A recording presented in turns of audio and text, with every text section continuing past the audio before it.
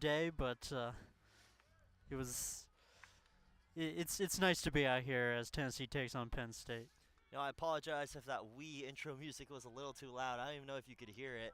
And it probably was too loud, so I'll go ahead and introduce us again. Ladies and gentlemen, welcome to the NCBA Club Baseball Game of the Week. It's the Nittany Lions taking on your Tennessee Volunteers. And again, my name is Charlie Sarafian, if you couldn't hear me over that loud wee music that I decided to add last night. Along here with John Hansen. John, how are we feeling? We're feeling pretty good. As I said, it's nice weather out today. A lot warmer than it was last weekend as Tennessee faced on Georgia Tech, but they got a very tough team in Penn State this morning, and we'll see how this game ends up. It should be a close one. Absolutely. And, Tennessee, they did have a bit of a tough series against Georgia Tech last week. That series went 2-1 in favor of Tennessee, but Georgia Tech, that second game, it looks like they were just able to come back and kind of control the pace of the game the entire time. Yeah, they were able to control that game, and it was kind of a tale of two different teams last weekend. On Saturday, we had a doubleheader in which Tennessee won the first game in a mercy rule, while Georgia Tech took the second one 2-1 in a very close game. And then Sunday morning, the day after, Tennessee again got a mercy rule win over Georgia Tech. So two 10-0 wins and a 2-1 loss for Tennessee. It just, the dichotomy of what we saw last weekend cannot be understated. Yeah, and this is going to be a very difficult test for Tennessee as they are taking on the number one team in NCBA baseball, the Nittany Lions. They're looking good, John.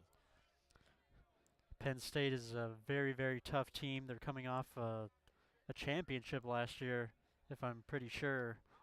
They're one of the top teams in the country. They are going to be a tough matchup here for Tennessee, and I wouldn't be surprised if Tennessee is able to beat them or even lose to this Penn State team. Absolutely. Just taking ahead and take a quick look at our rankings here. Sorry for the constant updates and changes. That's the NCBA D1 rankings, as you'll see on your screen. Penn State at the top, and now they've only played 3 games. However, those were very tough games for them. And just looking all around, those are very good teams in the top 10. So be back in just a second. Apologize, but GCU over there in the second, Texas A&M, ECU, Eastern Carolina University, Florida State, Utah State, Iowa State, Kansas, UCSB, and then Tennessee cracking the top 10 as of week 3. So again, you're expecting a big game out of both of these teams, and this is a very important game for the power rankings. John, Tennessee, if they can pull out a win here today, they're going to be in good shape. They will be in good shape. It's a top 10 matchup. A win here over the number 1 ranked team in the country could propel them into a top 5 status and could really categorize Tennessee as one of the very, very top teams in this country, not only in club baseball, but along with their defending national champion Division I team in the NCAA. Absolutely. Again, such an exciting game today here in Knoxville. A beautiful sunny day, a little bit windy, but hey, that's okay. Our starting pitcher for today's match, it's none other than Nolan Maroff. Now, John, what did you like from what you saw from Nolan Maroff last week? We saw a very good game from Nolan Maroff. He pitched the very first game, I'm pretty sure we saw. And he got a 10-0 shutout. That was a really good performance from him. Didn't really let Georgia Tech get anywhere near scoring position. So a very, very well-pitched game for him. And we'll see what he can do in this game. But Penn State's a little bit of a tougher opponent, so we'll see how he handles the pressure. Absolutely. Nolan Maroff so far 3-0 in the games he has played.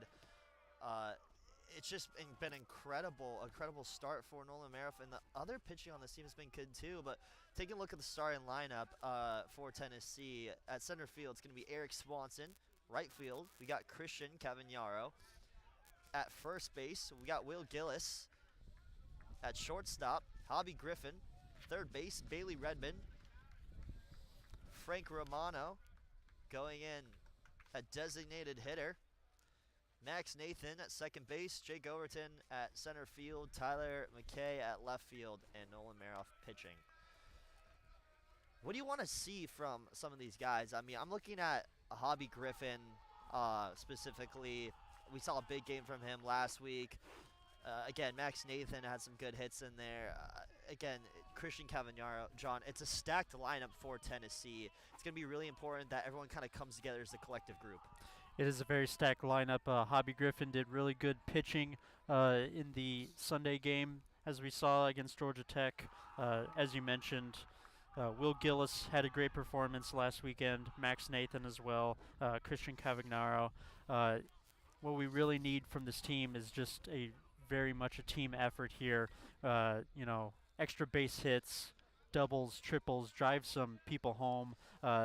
Tennessee's had some slow starts in these past couple games, only getting 1 or 2 runs, but towards the end of the games, they're definitely able to break open this game and get a bunch of runs and a lot of runs batted in, and that's exactly what we want to see from Tennessee here today. Absolutely. Ladies and gentlemen, don't go anywhere. Once again, my name is Charlie Sreef, and joined by John Hanson, bringing you Club College Baseball to the best of our abilities. We'll be back shortly for the start of the game.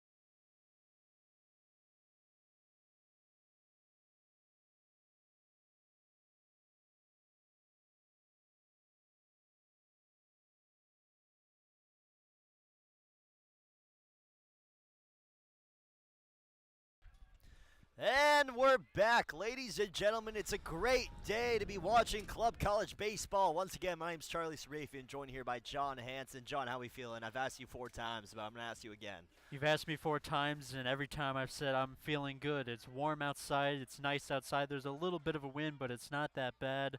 And, yeah, we're excited for this baseball game between Tennessee and Penn State. You know, it's a lot better than last weekend. I'll tell you what, I was freezing my bum off up here in the booth. And by booth, I mean the cold metal chairs we're sitting on. Not exactly the best setup for us, but I'll tell you what, it was a fun game. Tennessee was able to take the win on a Sunday, a cold Sunday that was. Our heater wasn't even working up here. However, it's warm today. It looks like the umpire just took a ball to the chest. Ooh, he's going to be feeling that one tomorrow. Yikes. Uh-oh. He's got to wear some more protection on his chest there a little bit, or watch where he's looking, because you know, if he's going to be behind home plate, there's going to be a lot of pitches this afternoon, and he's got to be real careful to make sure that nothing hits him again. Absolutely. That's the second worst spot you could take a baseball to, John. What's the worst spot? The Frank and the Beans. Ah. That's got to be the worst Well, spot. I thought the noggin would be up the there as noggin well. will probably be third. Gotcha. Worry about the reproduction issues. However, we're back. Beautiful day. Nolan Maroff, starting pitcher today here for the Tennessee Volunteers, wearing those nice black and orange jerseys. Feels like it's Halloween, John. Feels like it's Halloween. The black jerseys are really, really sharp. They wore those last weekend as well. Penn State is in the white jerseys this afternoon. All around good color combination between the two teams. I think it looks pretty slick. This should be a fun one, John. What are you looking for in Penn State to really secure this road win for the Lions? I think I'm looking for something they've been doing what seems like all year and all the past couple of years, which is dominate the college club baseball landscape. As we have a strike here to start, number 22, Justin Machida. He's a senior from Winmore, Pennsylvania, is up to bat here for Penn State. Ooh, swing and a miss. Gets him again. That's 2 strikes already for Nolan Maroff.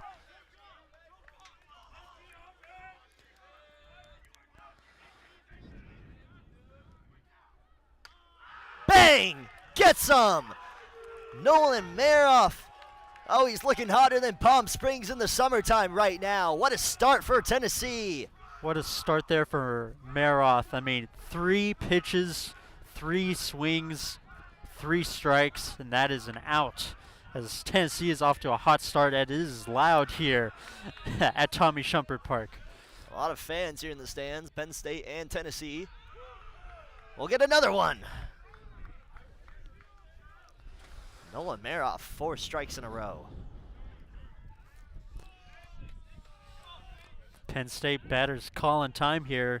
Maybe he's a little bit flustered, maybe scared of Maroff, who is off to a real hot start here. He was up at 6 a.m. this morning, waiting for this moment. A big hit into center field, and they'll get him here.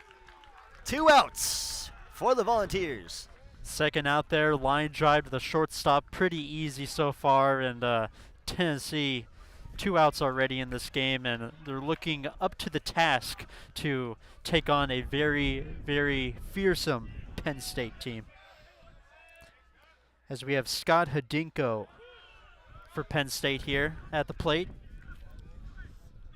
Strike 1.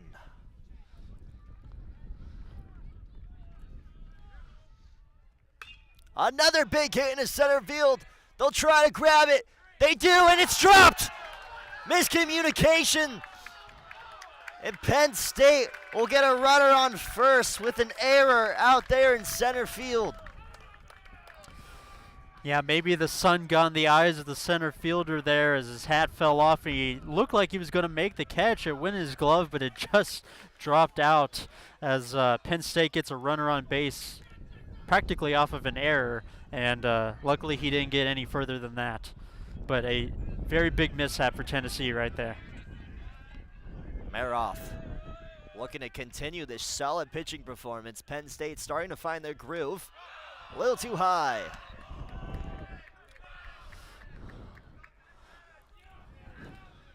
Nittany Lions have a runner on first after that big hit from number 15, Ethan Gavlik.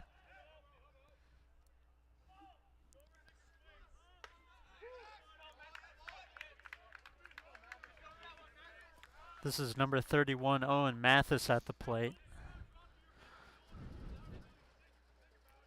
Scott Hadinko's the one on first.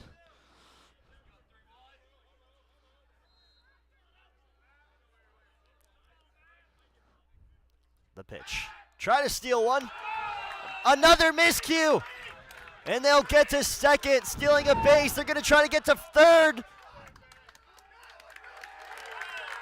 More errors for this Tennessee Volunteer team. The Nittany Lion fans are loving it up here in the stands. They'll get a runner on third now. Some Nittany Lion fans, a lot of Nittany Lion players are up here on the bench. They got a really large team, but Tennessee had a good start to this inning, but it seems to be falling apart as back-to-back errors gets Hadinko up to third, and Penn State has a runner in scoring position here as they've made some contact with their bats so far, so I wouldn't be surprised if they're able to get a run on the board. Watch out, that ball almost went into the dugout, hit some Volunteers in the head.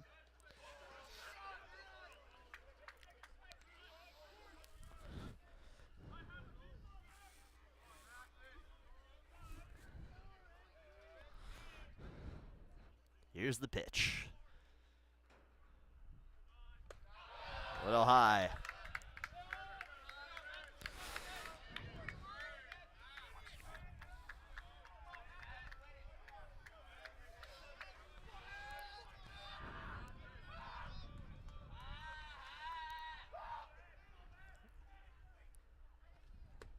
Strike.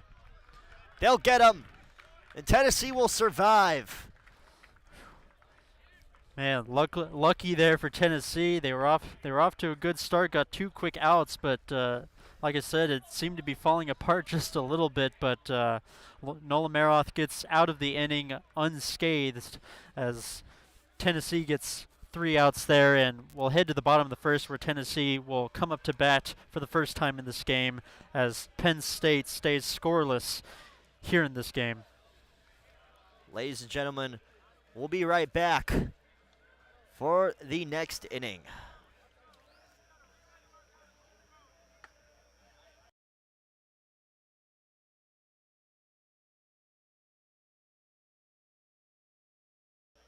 Apologize. The bottom of the first inning is what I meant to say. Yes.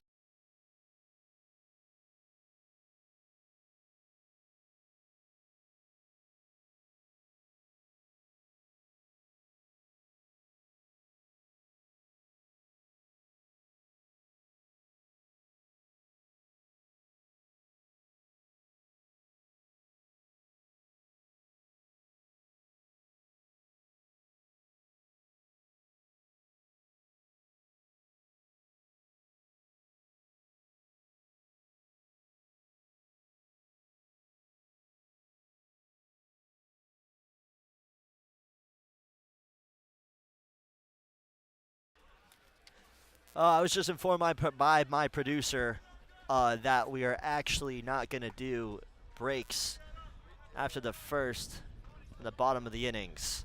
So it'll only come after a complete inning. Yes, because My we producer, transitioned into a half inning. exactly. And by producer, I mean me. I just, my self-conscience decided to make that decision 45 seconds ago. Again, it's just me and John up here in the booth,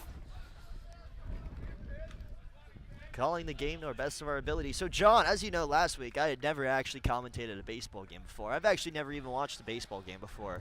I do watch the World Series. I'm a Dodgers fan.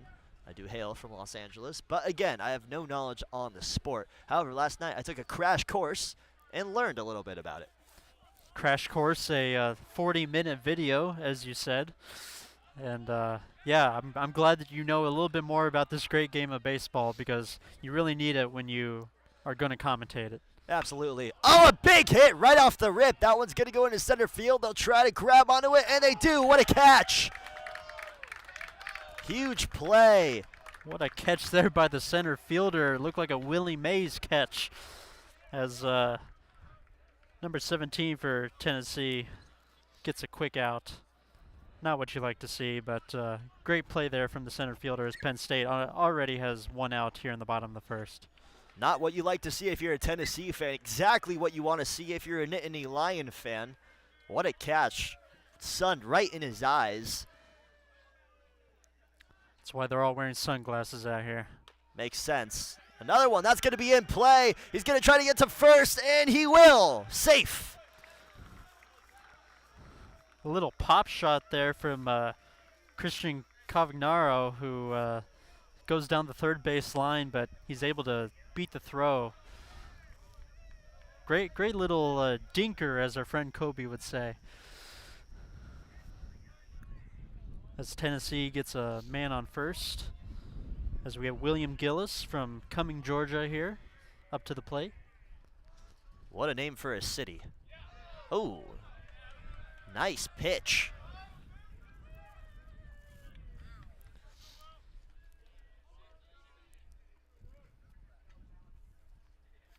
Palmer pulling some tricks out of his sleeve. Although he's not wearing any sleeves, so the tricks are showing. Yeah, not wearing any sleeves, only goes up to his elbows, but not many people are wearing sleeves. It is warm out here in Tommy Shumpert Park on this Saturday morning. John, any fun plans after this? I brought some McDonald's with me, so I thought I'd munch on that a little bit, as I did last weekend. McDonald's, really good fast food establishment. I got quite a bit for breakfast for only $5 this morning. That's pretty nice. What time did you get up? As we have a walk here, Will Gillis gets to first base as Tennessee already has 2 men on, so Penn State, Mr. Palmer here, the pitcher, is already under some trouble. Not a bad start on offense for the Volunteers.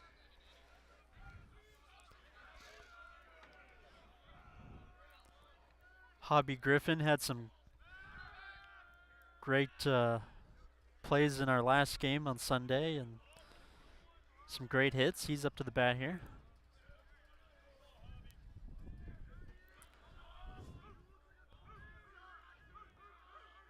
Palmer to pitch. They call it a ball.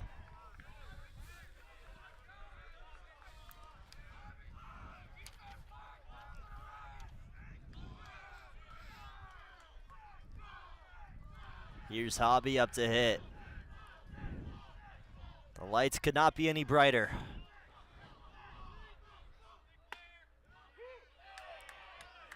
That one's going to be called a strike, as the Tennessee bench here is getting a little riled up. They have a good chance to score here. Looking to bring one home. It's a little bit quiet here on the Penn State side. And that one's just going to be outside. 2-1 count here, says the catcher, or says the umpire, as the catcher goes to the pitcher's mound to talk to Palmer just a little bit. Make sure he's still in the game. You know, Palmer's actually looking pretty solid here. He's thrown a couple of good pitches, snuck them in there. Tennessee just able to get 2 men on base, 1 on first, 1 on second.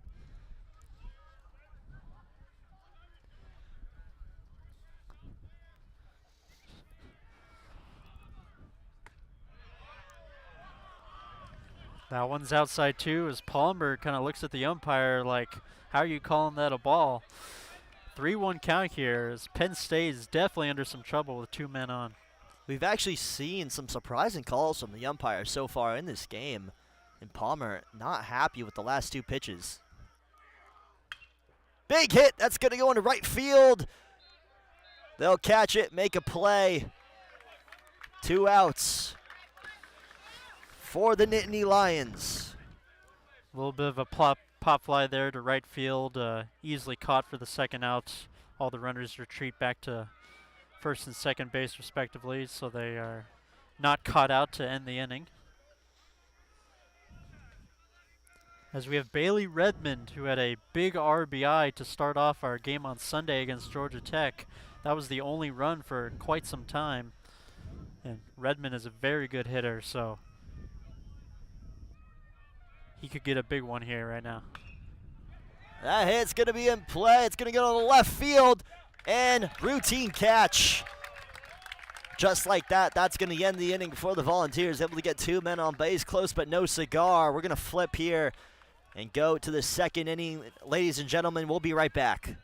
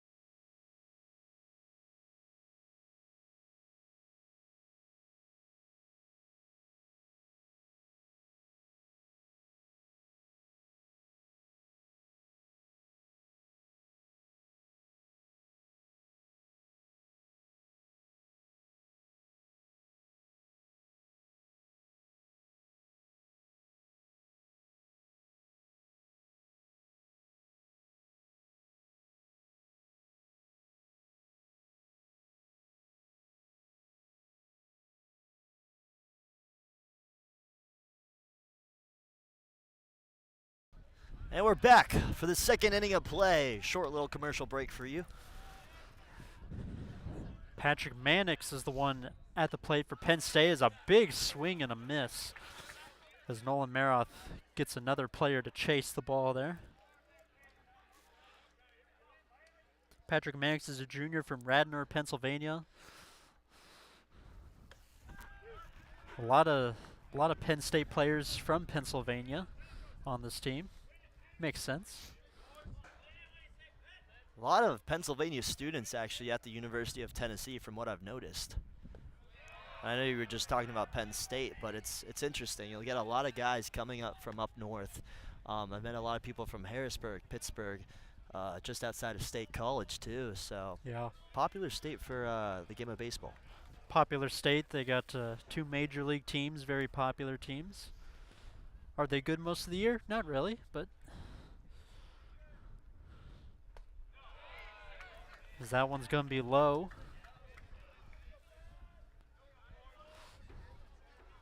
2-2 count here, I believe, as Nolan Maroth looks for another strikeout. Oh, watch out. That ball is going to go all the way into a different field. Almost hits a couple of fans. Again, they should start giving helmets out here to people watching these games. We almost got hit last week. They should give a helmet to you, Charlie, as you almost got hit by a ball last week while you were trying to fix something up here on the broadcast. I made sure you weren't hurt, as that one's also low. Full count here. If that ball hit me, that would not have been fun, John. It would not have been fun. Did you keep? No, I kept the ball. No, I kept the ball too. Oh, you kept the ball. Yeah. And they get him. Strikeout there, looking to strike out. Backwards K, as I like to call it. Nolan Maroth gets another one down. As Penn State here, number 53, Drew Lamonka, another Pennsylvania native. He's a senior as he comes up to the plate. Maroth pitching for the Volunteers.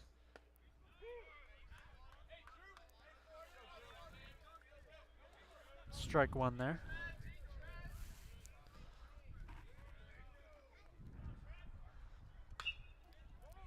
And out of play. Some booing here from the Tennessee bench for that little foul ball down the third base line. You love to see the enthusiasm for both of these teams. John, if I could read your handwriting, batting right now is Drew Lamperia. Drew Lamonka. Lamonka. or La Monica. La Like Monica. Santa Monica Beach, you know? You're from there. Sean, you write in hieroglyphics. I don't write in hieroglyphics. I just I write wish I could show. I write in something that's easy to read for me. Well, then you must be reading hieroglyphics. I wish I could show the handwriting here on the screen, but Drew La Monica? La Monica, yes. La Monica. Monica, like from Friends. You ever watch Friends? I do watch Friends. Yeah. Great show. Swing and a miss. Good pitch there from Maroth.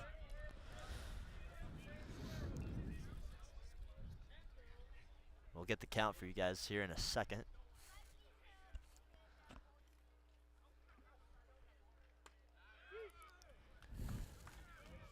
Two strikes. Second strike there, Maroth. Looking pretty solid here at the top of the second. Could get out of the inning again unscathed. And he does. A swing and a miss. Big strikeout there as Maroth is excited. As Tennessee letting in absolutely nothing here in the top of the second, as Penn State's definitely going to have to regroup and do something as a fly lands on Charlie's shoulder. Tennessee's defense has been very good so far to start this game, and Maroth, wow, the game he's having today, he came to play, John. He came to play just as he came to play last weekend. Pretty similar to how he was performing last weekend, so against a much tougher opponent it seems like as well, so he's in prime form right now. Absolutely. Wind's starting to pick up here in Tommy Shumpert Park. Not as cold as it was last week, though. Thank goodness. Not that cold. It's pretty warm. There's still a little bit of wind. I guess we shouldn't let our viewers know what our little camera setup is here now. We got a pretty good view of the field, but don't ask about how we got such a good view. Yeah, so I forgot to bring the piece for the tripod, so I grabbed a green trash can and moved it up into the bleachers and put the camera on top of it. You're not supposed to reveal our secrets, Charlie. Well, it's not really a secret. If anyone took a photo of this, it looks super weird. Great day here at Tommy Shumpert Park, though. Again, if you're just now tuning in, you're watching Tennessee Club Baseball Broadcast, brought to you by Charlie and John.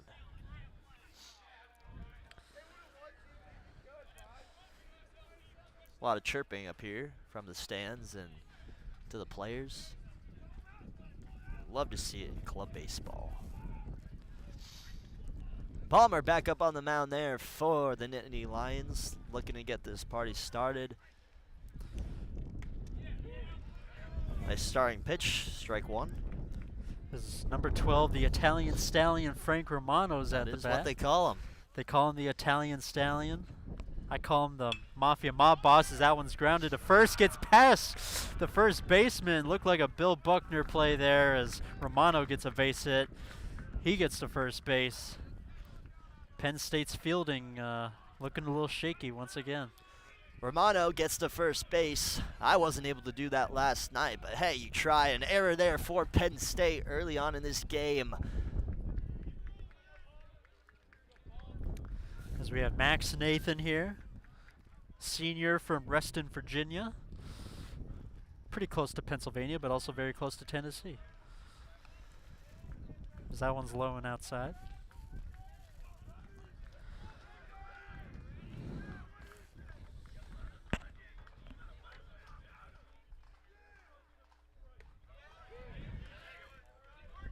One count.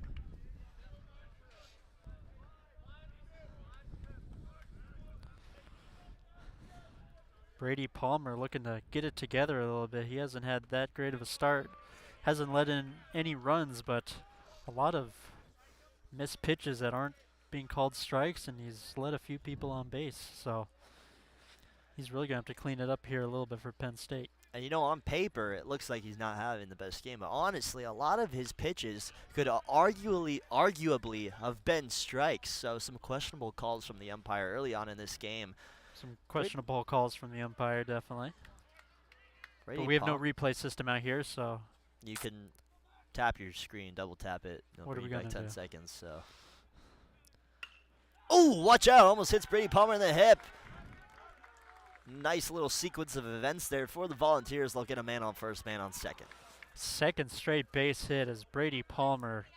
I don't know what's going on with him, but Tennessee is just getting many runners on base here, and they look to be in good shape.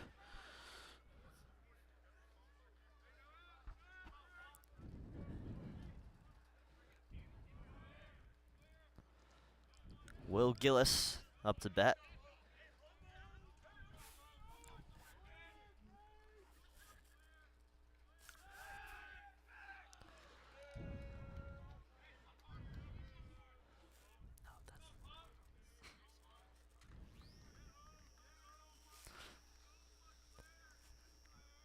Here's the pitch. He bunts it.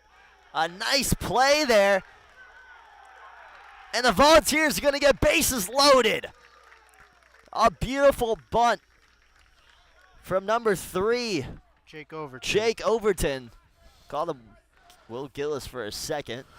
I apologize. That was incorrect information. That was However, Jake Overton, so a third straight base hit for Tennessee, and there are no outs for Penn State, as it is not looking good for the Nittany Lions, but Brady Palmer is going to stay on the mound. As number 7, Tyler McKay, comes up to the plate here, and he has a big opportunity to drive some runs in. You know, John, as I watched my baseball crash course last night, bases loaded means potential for a grand slam. Potential for a grand slam. We haven't seen a home run yet for this Tennessee team in the few games we've broadcasted, but maybe that will change. Strike one. Brady Palmer making sure we don't see one. He's going to look and has to be perfect here. I'd be surprised if Palmer gets out of this inning without letting a run home. And that ball is going to go up in the air. And that's going to be one out, and I think Palmer would appreciate 2 more outs just like that, just so he doesn't let in a run. And we're having some technical difficulties with the camera here, so we'll be back here shortly as we reset and plug in. We're going to lose feed for just a second here. Bear with us. We'll give you a good radio broadcast. Bases are loaded for Tennessee. There's 1 out. So we lost camera footage. We'll be right back here in a second. Again, technical difficulties. Palmer with a pitch. That's going to be the first strike.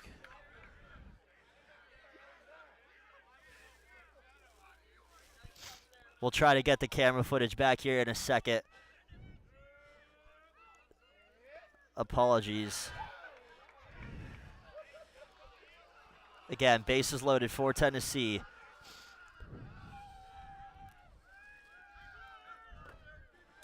As this is Eric Swanson at the plate. Everyone's screaming at him as that one goes foul. So 2 strikes here for Swanson. So John's going to cover our radio broadcast for a second as we try to get back here.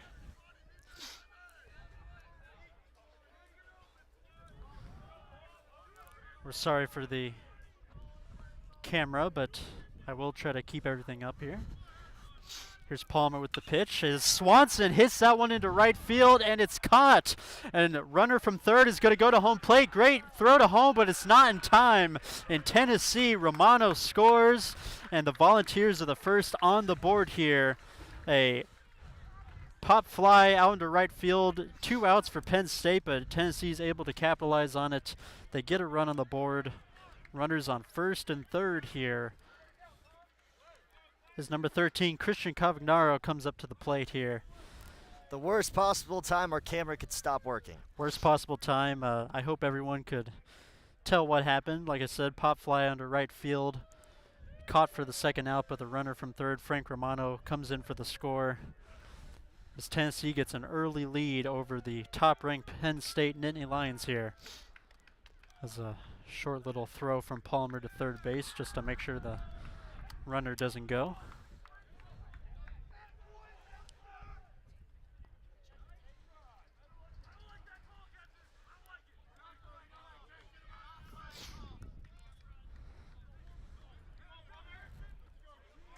Cavagnaro is at bat here for Tennessee. Palmer with the pitch. That one's going to be fouled right behind home plate, so first strike here. Charlie is still working on the camera, ladies and gentlemen, so don't you worry.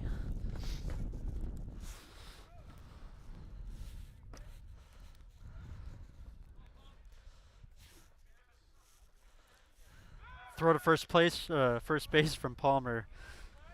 Doesn't get the runner in time, so still runners on the corners. 2 outs for Penn State. If they can only let in 1 run in this inning, that would be good for them.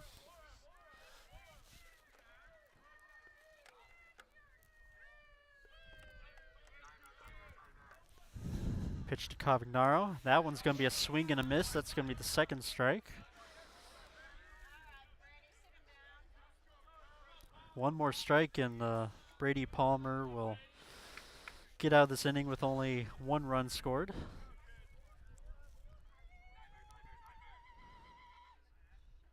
Another pitch up high. 1-2 count now. And we should be back here in just a second as I get all my eggs in order.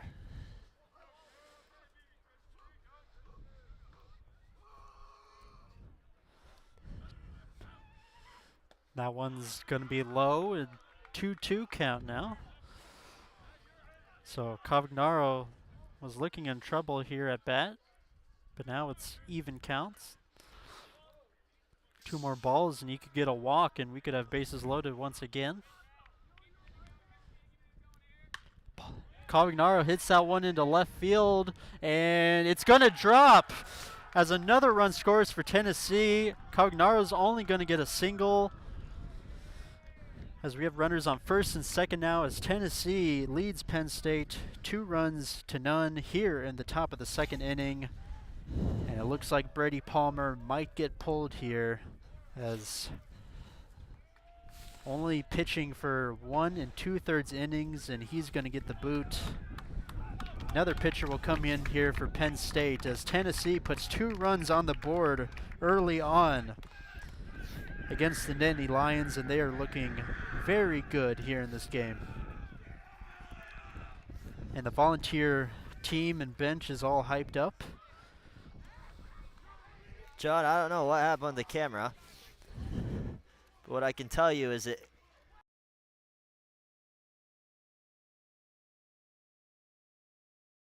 it's frozen.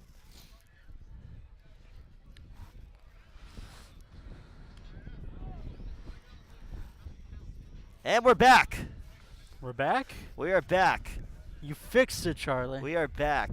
Good job. I hope everyone enjoyed my radio play-by-play a little bit. We are back in this game. Here we go. I'll fix the score and everything in a second. 2-0 for Tennessee, 2 outs here in the top of the second.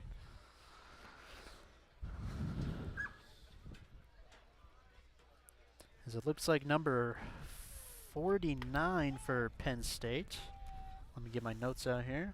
Soren Eppel, a sophomore from Medina, Minnesota, is going to be the new pitcher here for the Nittany Lions as Brady Palmer has been ruled out, not because of an injury, but because he let in 2 runs. And we are so back here in Tommy Shumpert Park. Again, you're not exactly watching ESPN. Not watching ESPN, no. However, we will try to make sure that never happens again. I don't know if we can promise that. Probably not. But this new pitcher here for Penn State, Soren Eppel. That's a Scandinavian name if I've ever seen one. I'm Scandinavian myself, so I don't know I how you would put know. that together, John, but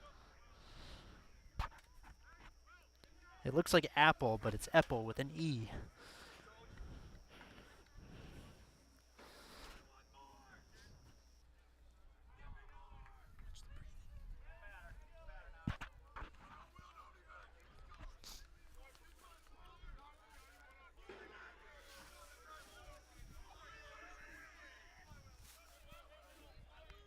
Or Eppel is going to pitch here.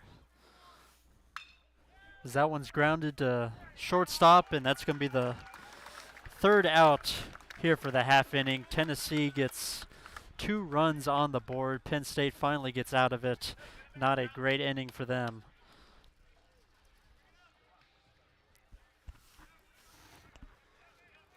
As we head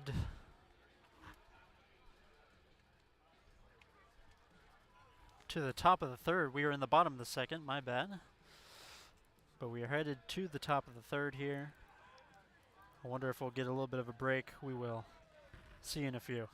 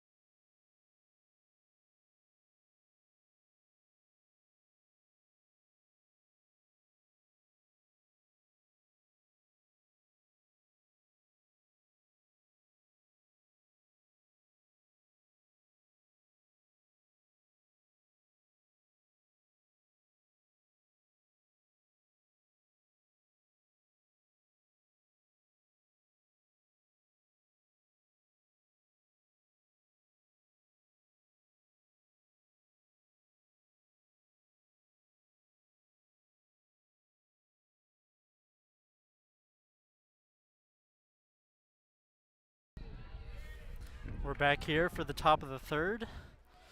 Already had a pitch here from Nolan Maroth.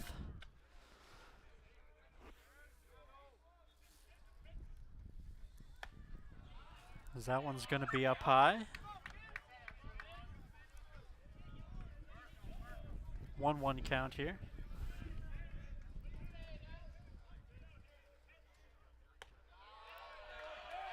That one's going to be low as well, so 2-1 here for Maroth. He throws some quick pitches here, Charlie.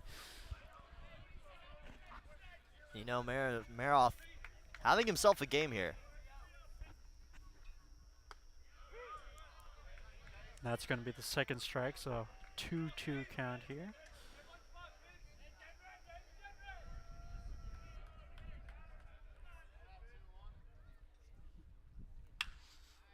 So that one's hit to first base. Easy grab there for the first baseman.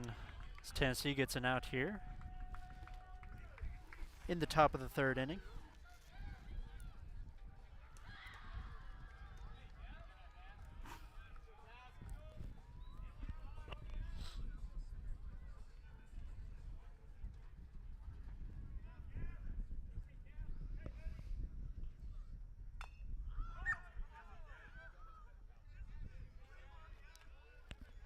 Ethan Gavlik is at the plate now for Penn State, as that one was fouled right near the catcher. Early strike here for Maroth, who has been looking pretty good so far, I might say.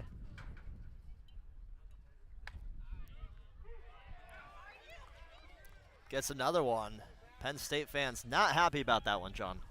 Not happy about it. They've been looking at this umpire the entire time. As that one's fouled off and away. 2 strikes, no balls here.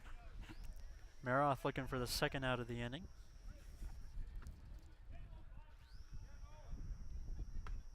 That one's a swing and a miss, and another strikeout for Nolan Maroth. That's probably his 3rd or 4th here in the game. I wish I'd been keeping track. 3rd, 4th, doesn't matter. What does matter is he's getting them, John. He's getting them. So 2 outs here for Tennessee, and Maroth has been cleaning up shop here against this would seem to be a dangerous Penn State offense, but they've been ice cold here in this game.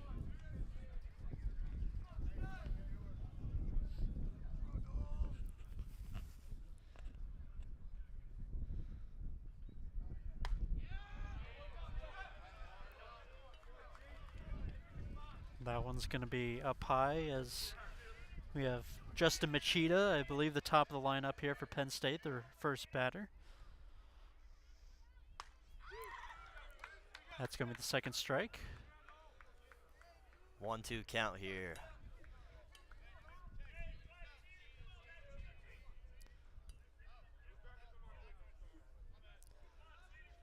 And you know, Maroth, he's not really getting too fancy with it. Most of these strikes and these pitches, they're really just going right down the middle.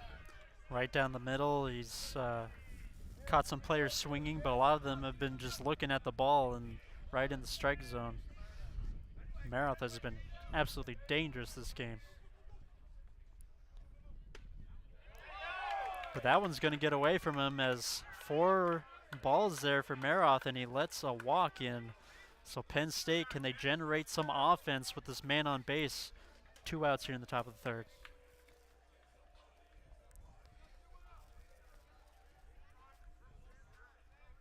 Up to bat for Penn State. The one player we don't have on the roster. What a shame. Try to steal one. Not able to do it. Rather close, though. That was a lot closer pickoff attempt than I thought, but was able to get back. You know, Penn State, they've actually been pretty good at distracting Maroth.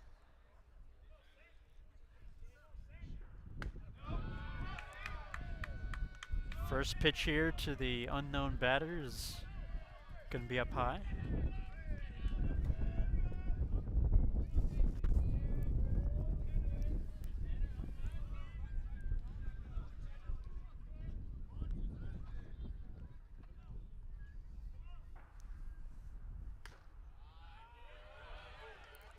That one's going to be a second ball as well, so maybe Penn State's getting some more favorable pitches.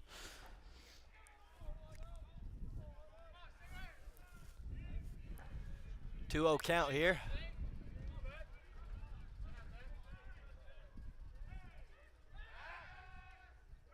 And an error for Tennessee.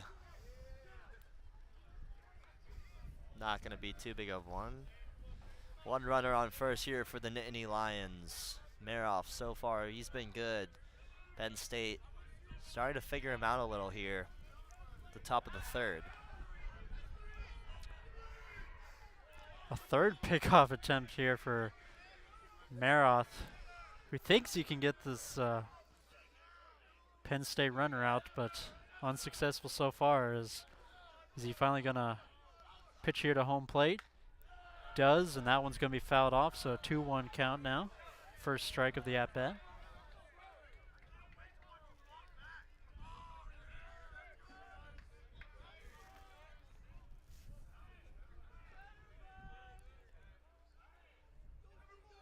Two outs here for the Volunteers.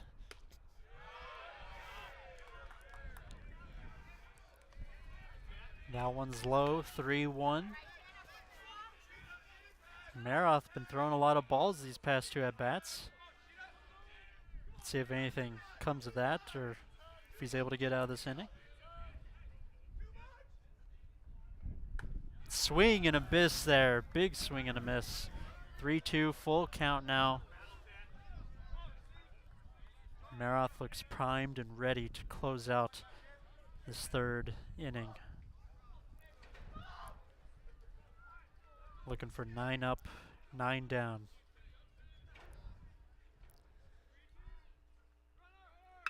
Runner goes. That one's hit into right field. Big base hit. Runner from first had a jump start as he gets to third. First and third now here on Penn State, and Maroth might be in some trouble here. The Nittany Lions trying to tie this one up, down 2-0 on the top of the first here in Knoxville, Tennessee. Maroff, he started off hot. The Lions think they have his number now as they're figuring out those pitches, and they've got 2 on base here. 1 on first, 1 on third. Here comes the pitch, 2 outs. Scott Hadinka. Great name for a player. Big swing there, as that's going to be strike 1.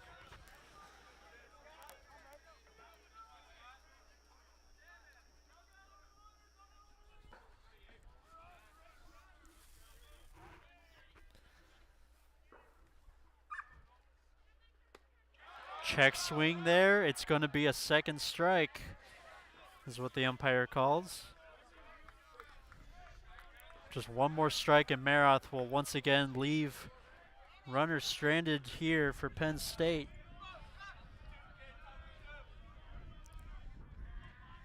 Big pitch here for Nolan Maroff. Runner goes, tried to get to second, but a swing and a miss anyways, gets the third out of the inning. And the shutout continues here for Tennessee after Maroth has pitched 3 half innings now. 9 up, 9 down, as he is looking really good here as Tennessee continues to hold on to their lead early in this game.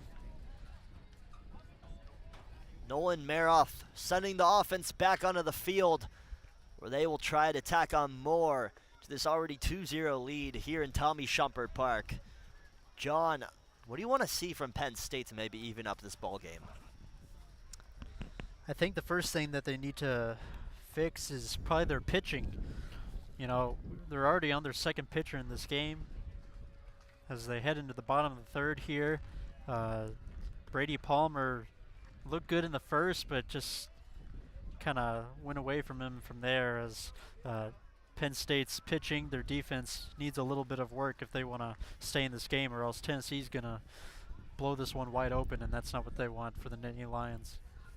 Again, thank you all for joining the 3rd ever broadcast here for the Club Evolves baseball team. Again, first time we've really had a legit broadcast for club baseball. A couple technical difficulties here and there. Kind of hard to watch the game when there's no video, right, John? It's kind of hard to watch the game, but you know, it's just like the old days. We can talk about the game all we want, do a little bit of a radio broadcast. Some listeners actually prefer that. They still do to this day, but we're just like turning back the clock a little bit.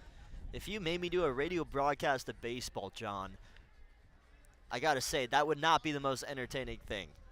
You would get a lot of wrong information and a lot of yapping there on the side. Why would I do a poor job at a radio broadcast? No, I said me. Oh, you would do a poor job. I would do a poor job at a radio broadcast. John, you would be phenomenal. Oh, yeah. I would tune into you every Sunday, Monday, Tuesday, Wednesday. Maybe some Fridays I might ask for those games off. Absolutely. So we got Epple up to pitch here. Again, pitching change for the Nittany Lions as Palmer was pulled. Back there in the bottom of the second. And up to bat for the Vols. It's number 22, Hobby Griffin. Check swing, but he doesn't go all the way through with it, so 1 ball here. Soren Epple, the new pitcher from Edina, Minnesota, as my dad texted me and corrected me the pronunciation, a Minnesota native himself. So I thought it was Edina.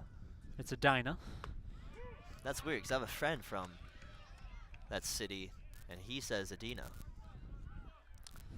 Well, maybe it's tomato. Hobby Griffin up here to bat for Tennessee. He had a big game last week against Georgia Tech. 1-1 count here. 2-1 that one's now. going to be high.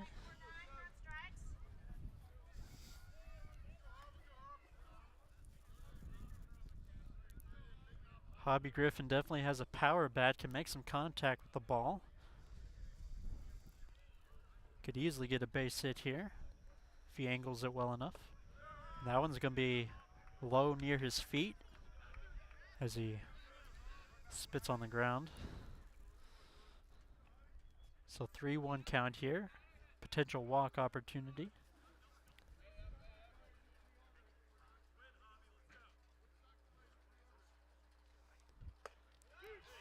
and Apple, a that nice one's pitch. that one's gonna get into the strike zone as Griffin thought he had a walk, but not quite. Soren Epple,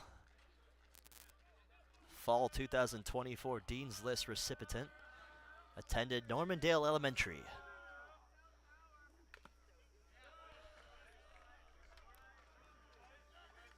That one's going to be fouled off, so full count stays as it is a full count. Not what you see on our little scoreboard because Charlie doesn't feel like updating it. I was getting stats, John.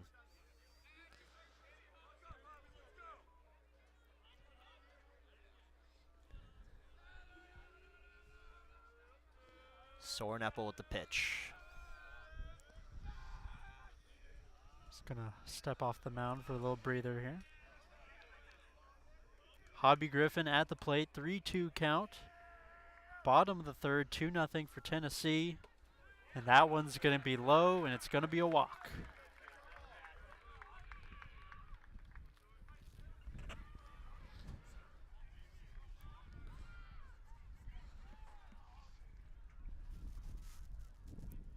So again, Soren Epple, last year, played in 4 games, 3 wins, 1 loss, 3.64 ERA.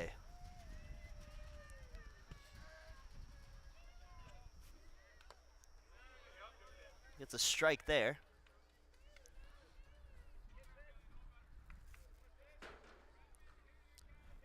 This is number 2, Bailey Redmond at the plate. Again, had a good performance in the last weekend against Georgia Tech. Looking pretty solid here so far against Penn State as well. That one's going to be grounded to second base, and it's going to be safe at first. Just beats the out. It didn't look like he was from the angle, but they're going to call him safe. So 2 on base here for Tennessee. And we've seen this before. Bases were loaded just a second ago. However, they were not able to get anything from that, John. They did get that 1 run. Actually, those 2 runs when we lost camera footage there for a second. But then again, you got to be careful if you're Tennessee.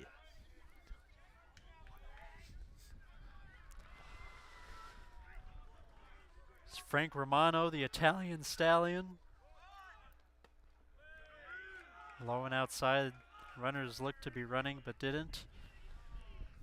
And now Epple's going to get a little chat from the catcher. We've seen a lot of that here for Penn State in this game. A lot of mound visits from the catcher.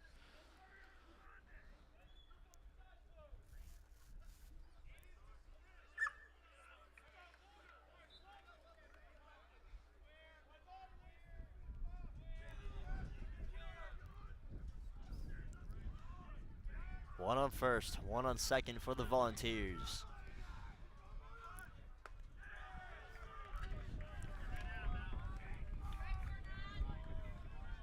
Zero outs here in the bottom of the third.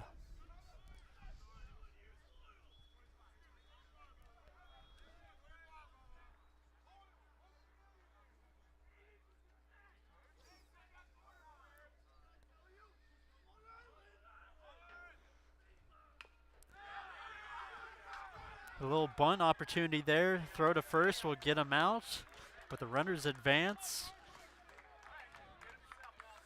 Perfectly executed bunt there from Frank Romano, who had scored the first run in this game. But now he's out. 1 out here in the bottom of the third. Tennessee's got 2 runners on, second and third. As we have Max Nathan up to the plate, number 10. Can Tennessee drive home some more runs to extend their already existing lead?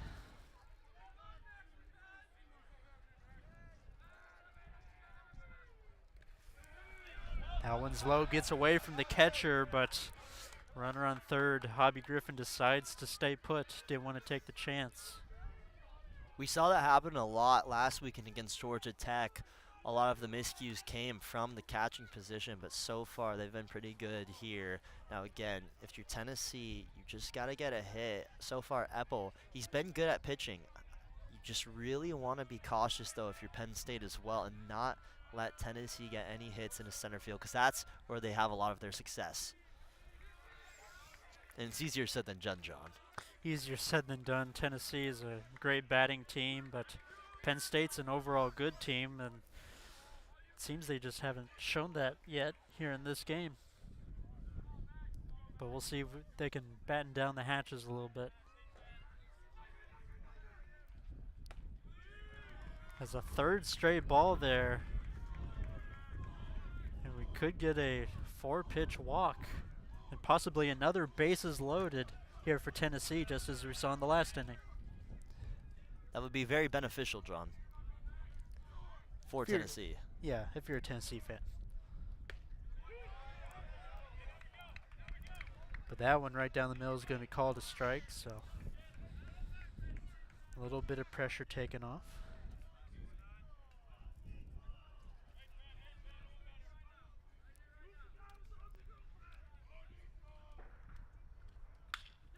That one's line drive right up the middle.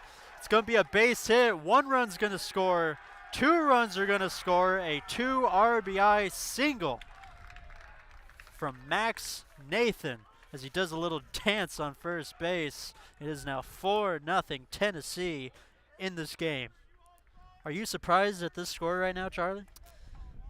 I'm in disbelief, John. No, I'm just kidding. Not really. Then again, you kind of saw it coming. You had 2 runners on 2 bases there. Again, that's what Tennessee does best, to capitalize.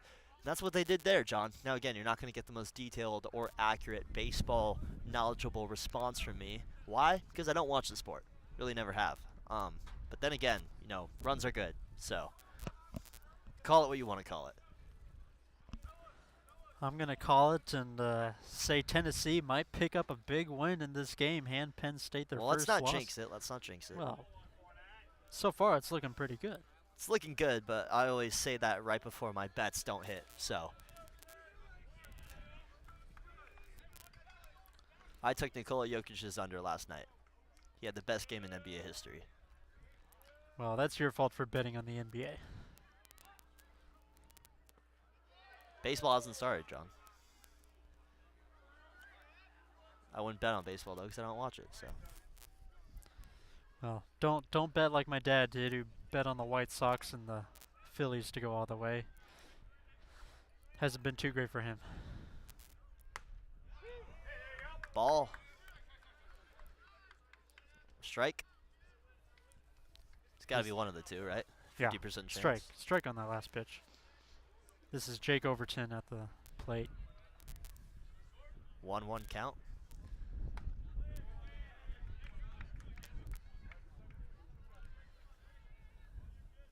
2-1 count.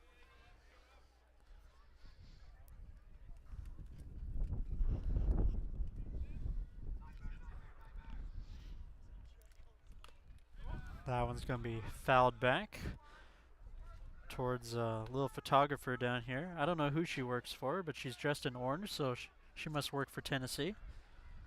I'd assume so. She was taking our picture earlier. I gave her a little wave. You didn't pose at all. She probably couldn't see you because there's a big trash can in the way. Big swing there and a strikeout as Overton gets out. Second out of the inning.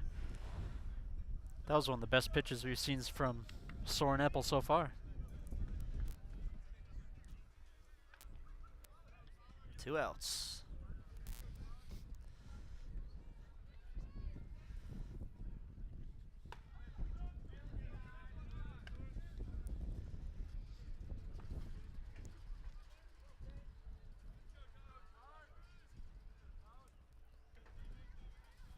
This is Tyler McKay for Tennessee.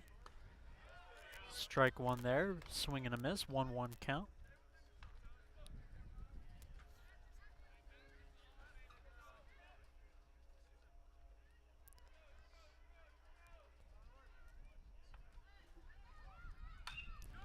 That one's going to go down the third base line. Throw to first, gets him out. Penn State will get out of the inning, but again, they've let in 2 runs as Tennessee has expanded their lead 4-0. Not a great defensive day for Penn State in this game. Pitching has been quite a little bit shaky here. What are your thoughts on it, Charlie? Absolutely. Again, Penn State able to survive that inning. A couple of people asking, how am I calling the game if I have no knowledge of the sport? That's a great question. I don't know. But without me, the whole ship sinks, so someone's got to set up the live stream somehow. I guess they just gave me a mic, too, to talk while I'm at it. But John is more the baseball guy over here. That's why he's calling most of the correct calls up here. I kind of wish our friend Kobe was with us so we could bump you off. Because, I don't know. You haven't done much besides set up the stream and all that. Yeah, well, without me, none of these cool, I even wouldn't call them cool, but none of these graphics would pop up. Scoreboard. We actually are short-staffed. We were supposed to have more people helping us. We're working on that, so the score should be updated more. Well, we're going to cut to commercial. Not commercial, but we'll go to a graphic. Just a little break. While I take a sip of this drink.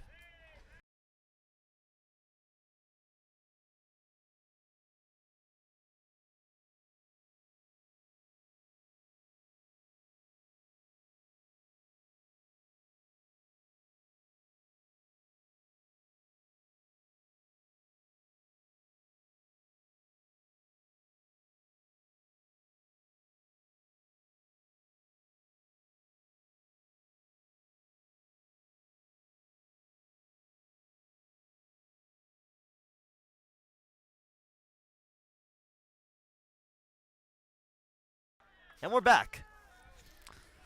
We're back. We just missed a little bit of a foul ball there. Nearly hit a girl on the stands, but it went just past her, so she was okay.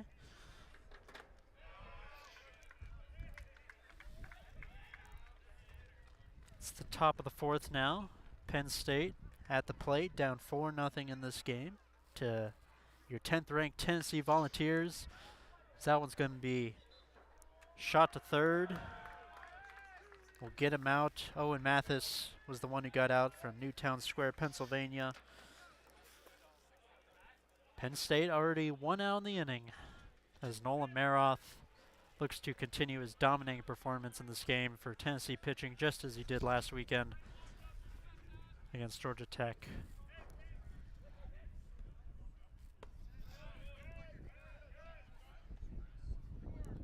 As Patrick Mannix for Penn State is at home plate, looking to bat.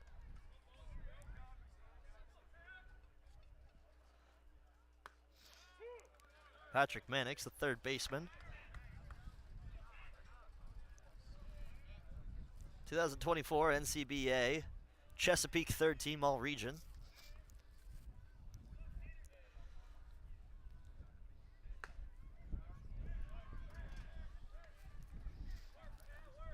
Pat Mannix also goes by Planet Pat and Junkyard Dog. That's what his teammates call him.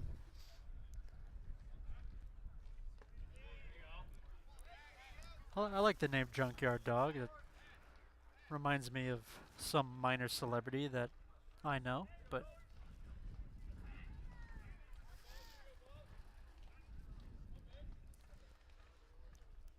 Maroth with the pitch here. That one's going to be fouled past the first base bleachers again. A few baseballs landing in that soccer field nearby.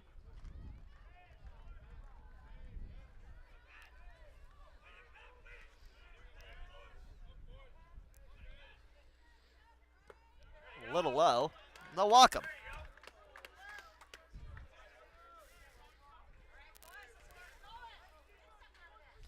I'm starting to wonder if Maroth has cooled down a little bit. That's a few walks he's given up in the past couple of at-bats. He certainly may have. Again, he started off this game hot. 4 straight strikeouts since then. He's been throwing a lot of balls. There's a strike there. Listening to us up here in the booth. Proving us wrong.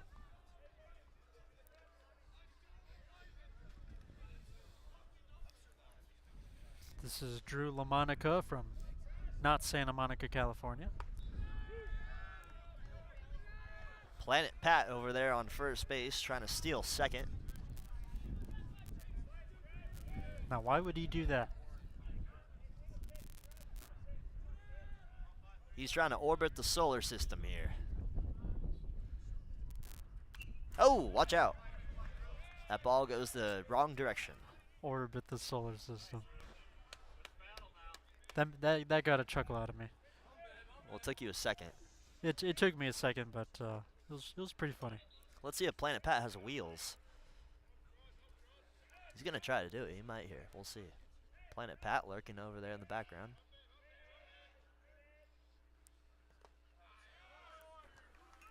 And that's going to be strike 3 as LaMonica goes down swinging. Second out there. Maybe Nolan Maroth hasn't cooled off a little bit, as still looks to be in solid form.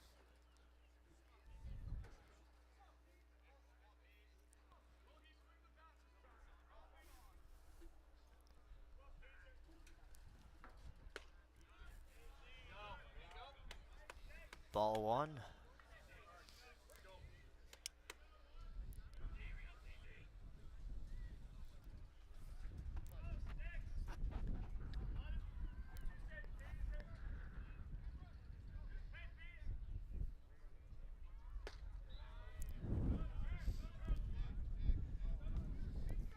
Another ball there from Maroth, 2-0 count. Runner on first here for Penn State, 2 outs, top of the 4th.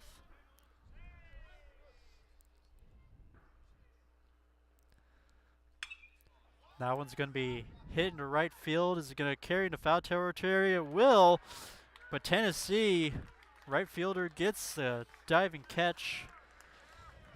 And the Volunteers wrap up the half inning once again, as Penn State's bats are ice cold, as the Volunteers continue to dominate in this game. That'll take us to the bottom of the 4th. You're watching Tennessee Club Baseball.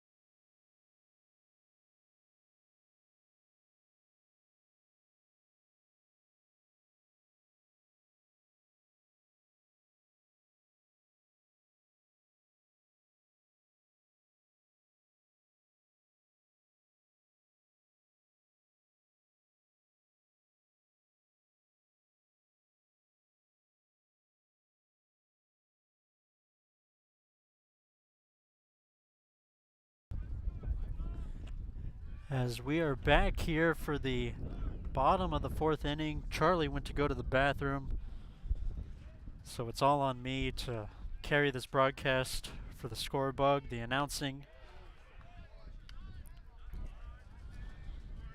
Once again, I'm John Hansen. I was joined by Charlie Serafian before he disrespectfully went to the bathroom and left me here stranded.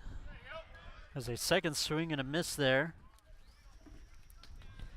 Tennessee up 4-0 here in the game against Penn State. The number 1 ranked Penn State against number 10 Tennessee. Volunteers up 4-0, as I said. Grounder there to second. Big grab there. That one's going to be high, and the runner will be safe. That was number 17, Eric Swanson.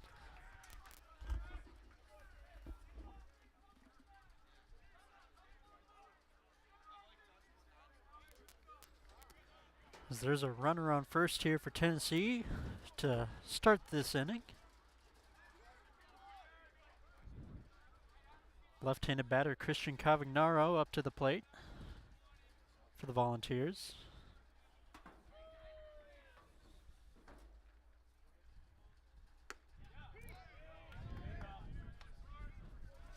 That one's going to be right down the middle for one strike here. Soren Eppel is the pitcher for Penn State. The second pitcher in this game for the Nittany Lions. The first one was Brady Palmer, who got taken out in the second inning, replaced by Mr. Eppel.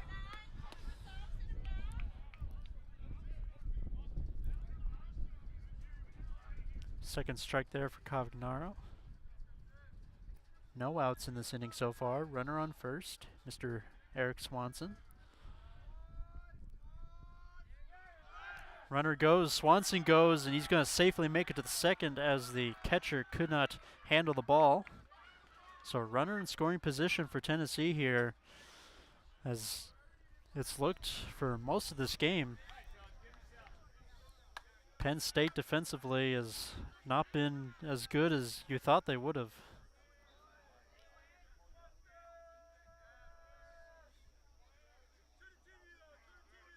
Cavagnaro calls time here, tries to warm up his bat a little bit, take the pressure off.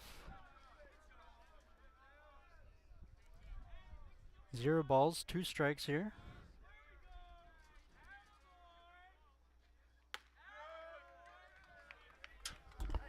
That one's going to be up high as get the first ball of the at-bat.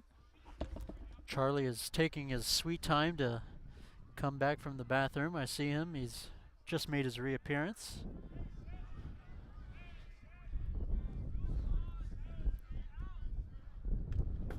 That one's fouled off.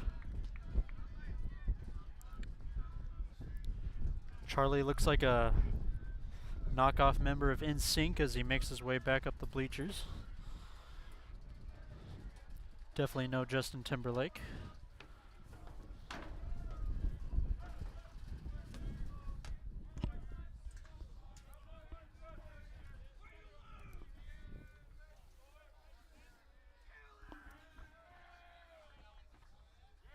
Charlie, you back? Yes, I am. Runner goes to third. A little kick there from the pitcher. Runner's out at first. That was a very interesting play, but Eric Swanson makes his way to third as Tennessee has one out here in the bottom of the fourth. Cavagnaro hit the one towards the mound. Kind of looked like it hit the pitcher's leg, or maybe it hit the mound, bounced to the shortstop, but he was able to throw to first, get Cavagnaro out. As Will Gillis here from Cumming, Georgia, is up to the plate. Now, if you're just tuning in, thank you for watching Tennessee Club Baseball. Broadcast brought to you by Charlie Serafian and John Hansen. Here's Apple at the pitch.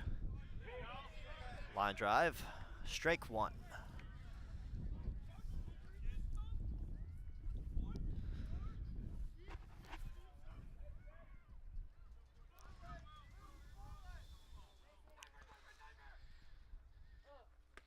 Strike two. Apple heating up here a little bit. Bottom of the fourth here in Tommy Shumpert Park. Tommy Shumpert Park. Bit of a tongue twister. I wish I knew who Tommy Shumpert was. Strike three. And Apple, he's feeling himself right now.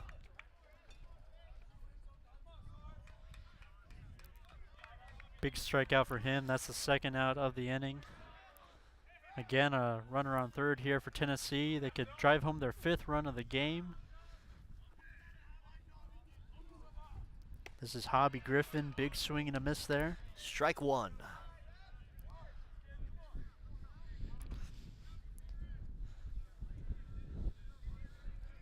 It feels like this game is going fast and slow at the same time.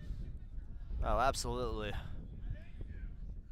That wind does not feel nice. Strike two. It's, I believe, 4 strikes in a row there for Apple, John. 4 strikes in a row.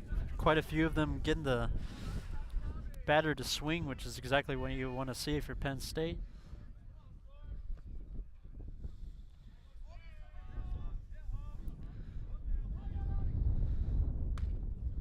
Well, outside the box. 1-2 count. That one's going to end the strike streak. 1 runner on third here for Tennessee. Hobby Griffin up to bat for the Volunteers. Apple with the pitch. Foul ball.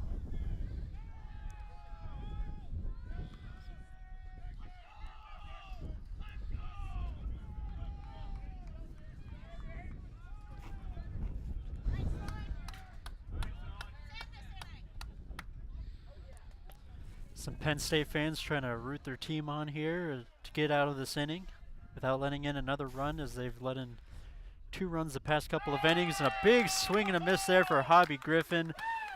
Apple, Soren Apple, getting the strikeout. He looks to be picking up form here a little bit for Penn State, and let's see if they can use this to rally as we head to the top of the 5th.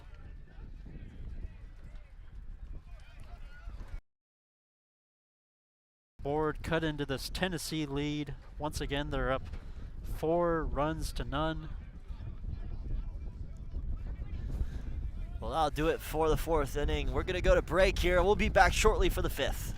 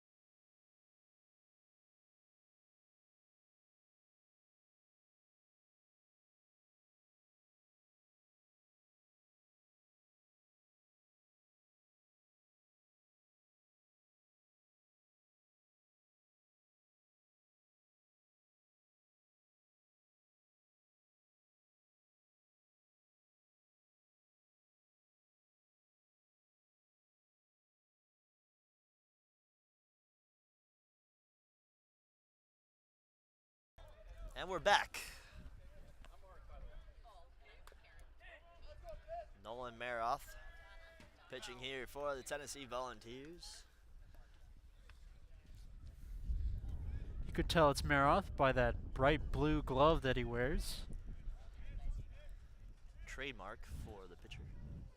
Make sure he stands out a little bit.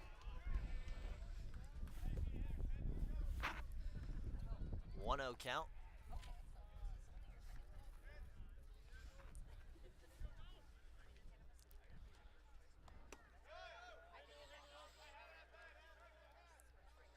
I believe this is Andrew Capizzi, the sophomore from Harmony, Pennsylvania, at the plate. Yeah, a lot of Pennsylvania natives from this team. Makes sense when it is Penn State.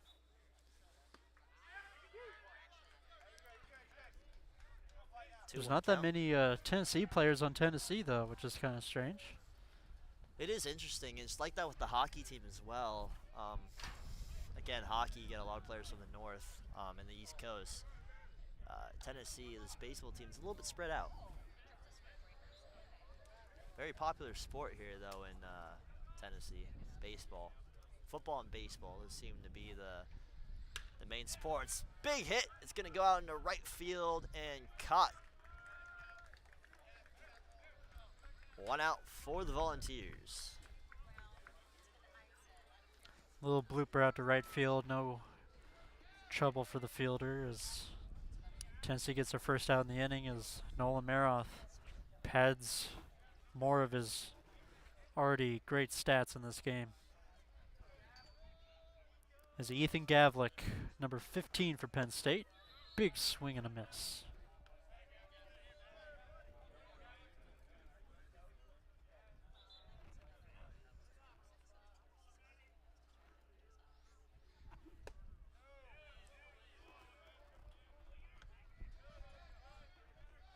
That one's going to be low, 1-1 count here. 1 out. Tennessee still up 4-0. Penn State looking to get on the board as that one's going to be hit into center field. Another pop fly out there and another easy grab as that's the second out of the inning. Penn State is making contact with their bats, but not in the areas of the field which will allow them to get base hits. You know, those sunglasses seem to be working because so far every ball that's gone in right field or center field, balls have gone far, have been caught. We didn't see that last weekend, really, did we? A lot of drop balls there for both these teams. Georgia Tech on the respective team we played. Tennessee. A lot of drop balls. It was also very windy and very cold. It's mildly windy today, but it's a lot warmer. Sun's out and beautiful day here. Beautiful day. I think it's just much easier for the fielders to pay attention to where the ball is, as that one's going to be fouled off past the little wooden shed with a garage on it.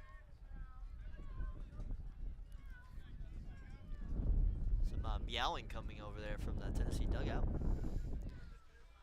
It's not a cat though, it's just some players. Yeah, our mascot's a dog. I don't know why we would be meowing. 1-1 count.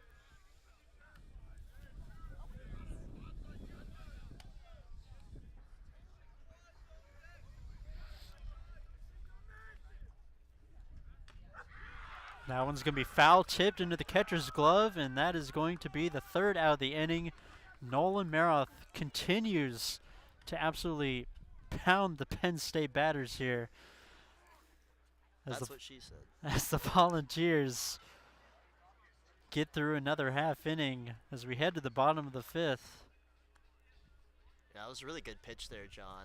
Again, it was 1-2 count, what I should have said. But so far, Nolan Maroff looks like he's starting to pick up where he left off in that first and second inning. Those pitches are looking solid. Tennessee, they're going to get another crack at it over there on offense. Another crack on offense as well. And Penn State, again, the #1 ranked team in the country. They have not looked like it so far in this game. Pitching struggles, batting struggles. Tennessee looks like the true #1 unless Penn State can quickly turn it around here. I'm not sure what Penn State needs to do except play very solid defense and try to get their offense to be a little bit better in this game, as we're about halfway through this 9-inning game right now. Taking a look at our rankings right there, you'll see Penn State, they lead the way in first, followed closely by GCU and Texas A&M. But looking at 10 though, Tennessee, they've snuck into the top 10 in the NCBA rankings for week 3. They win here, you'll see them moving up even more. Penn State will creep down a little bit. Tennessee looking solid though. And again, some tough teams in that top 10. You got a lot of good squads there, John. A lot of tough teams, a lot of teams near Tennessee or geographical area. I saw Florida State on that list as well. Teams from all over the country are really good at baseball, and this is just a prime example this morning here as we see Tennessee and Penn State duel it out.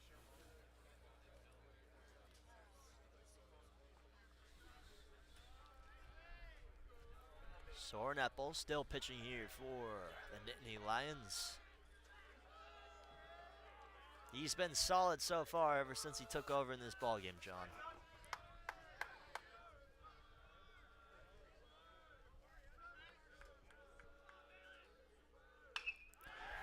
As that one's going to be hit out into left center field. Big base hit for Bailey Redmond. What else can you expect from such a great hitter like him?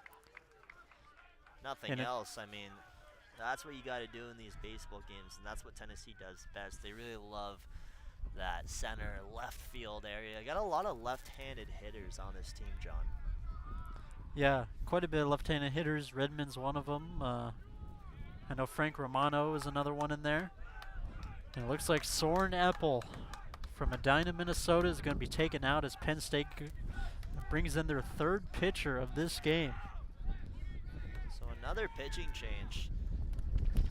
Are you surprised by that call, John? I'm a little bit surprised, but a little not surprised. You know, Epple did give up 2 runs earlier in the game. He has been pretty solid past inning and a half. But both teams talking it over as we're gonna get another pitching change. Again, John mentioned the third pitching change of the game. the second pitching change, the third pitcher, Jacob McGuire. Number 54 is going to be the one to step into the plate for Penn State Nittany Lions here.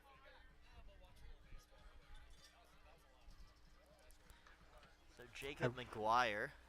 I wrote Jacob McGuire's name down, but he had the number 2 listed next to his name, but he's wearing number 54.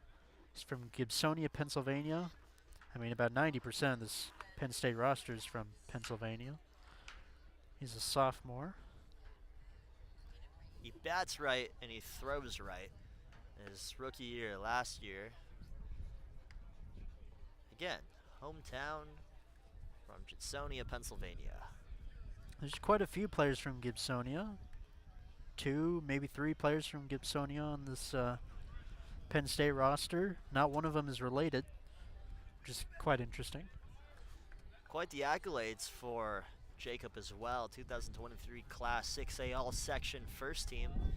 2022 Class 6A All-Section Third Team. He got that 2 years in a row, 2022, 2021. His listed nickname is J-Mac. We might have to start calling him J-Mac. J-Mac to pitch here.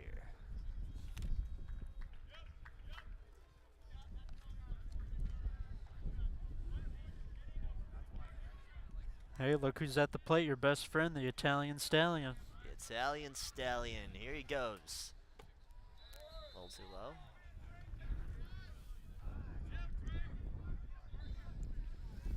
Romano's had a great game so far. Scored 1 run, a perfectly executed bunt in the last inning. Advanced the runners, but a big swing and a miss there. 1-1 count here for the Italian Stallion. The new pitcher up there on the mound, Jacob McGuire, J-Mac, the rookie.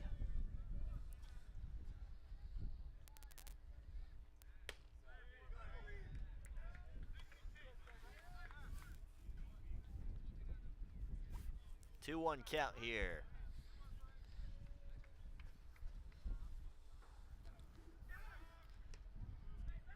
Tried to pick Redmond off at first.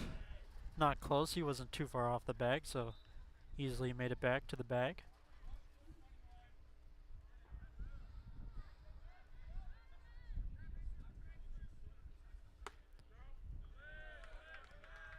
Two-two. Pitch there to Romano was 3-1. I apologize. Umpire didn't call strike on that one. Thought he did.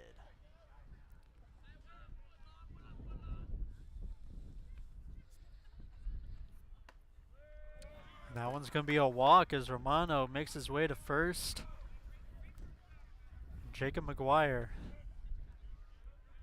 already letting another runner on base. Seems to be a trend here for Penn State pitchers so far. I don't know what's going on. And McGuire just brought into this game, replacing Soren Epple, who took over for Brady Palmer there. So 3 pitchers for this this Penn State Nittany Lions team, the #1 ranked team in the nation. However, right now, if things stay the way they are, that won't be for long, John. Yeah, I don't know how they got the #1 spot. They've only played, this is only their 4th game of the season. They do have a perfect record, but Tennessee's played about twice the number of games as that one gets away from the catcher. Runners advance to second and third, and Tennessee is once again in a very crucial scoring position here. Could they add another run or two to the board here in the bottom of the fifth?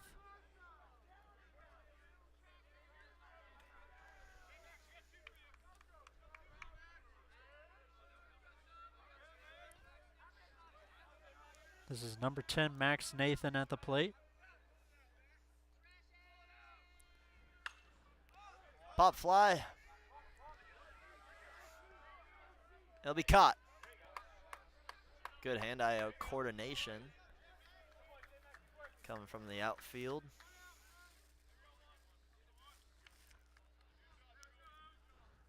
With the catch, that was number 22, Justin Machida, outfielder, able to catch that one with ease. J-Mac gets his first out of the inning. 2 on base here for the Volunteers. Second and third. Bailey Redmond's on third. Frank Romano's on second. This is Jake Overton stepping up to bat here.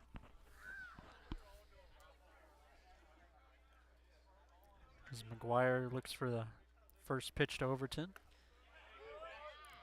As our camera cuts out, so we apologize for all the viewers. Once again, we'll have to do this radio style. Or I guess I'll have to do this radio style while Charlie fixes the setup.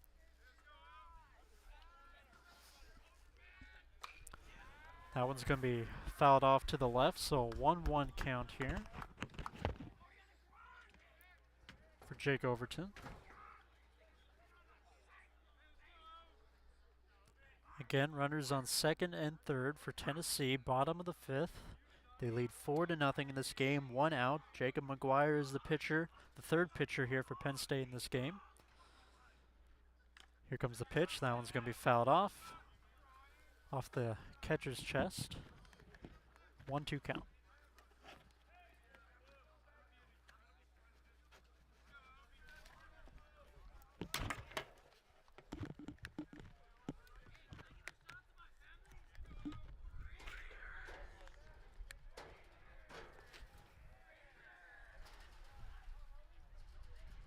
Here's the pitch for McGuire. Check swing up high. It's going to be a ball. 2-2 count now. Bailey Redmond on third, looking a little bit antsy to get home. Put a 5th run on the board here for the Volunteers. Romano on second, also looking as such. And that one's going to be up high. Full count now. Will Jacob McGuire give up another walk here? And we could possibly have bases loaded, as we got the camera set back up for you. So thanks to our good friend Charlie Serafian, gets the camera back up. We might have to deal with that one more time in this game, as that one's up high. It was a ball. I thought he already had 3 balls, but that was the 3rd ball, so it's a full count still.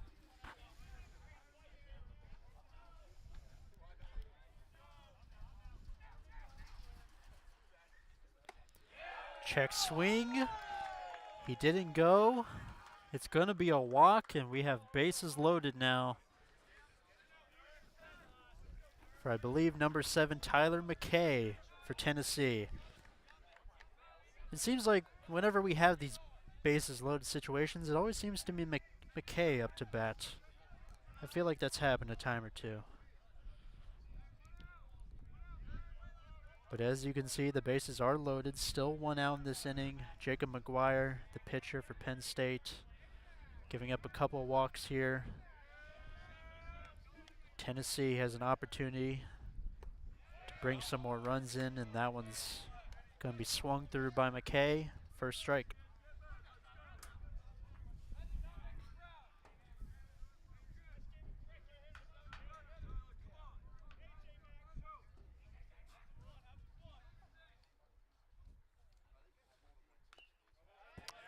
That one's going to be fouled and away. Second strike now for McKay. This could be a big out here for Penn State and Jacob McGuire. If they can get a second out, they only need 1 more, and they got 3 runners on the base pads and that's possibly an easy way to get an out.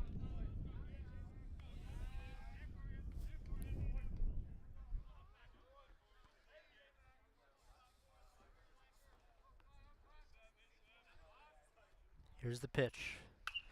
That one's popped up high, another foul ball. John, I have PTSD of the balls going up in the air and landing down on us. This last week I almost got hit by one. That one scared me for a second. I thought the plane I saw in there was the ball coming down, gonna hit my face. Yeah, it was about 2 rows of bleachers right behind you. It just missed you. I never wish for somebody to be hit by a baseball, but if it was you, I wouldn't have minded that much. What? I did not even hear what you just said, John. I'm sure it was a lot of nonsense. I don't need to repeat it. It wasn't necessary. Bases loaded for the Vols here.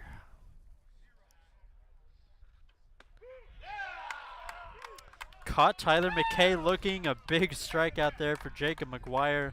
Gets the second out of the inning. And now number 17, Eric Swanson, up to the plate here for Tennessee. Again, bases are loaded. It would be very bad for Tennessee if they're not able to drive a single one of these runs home to extend their 4-0 lead.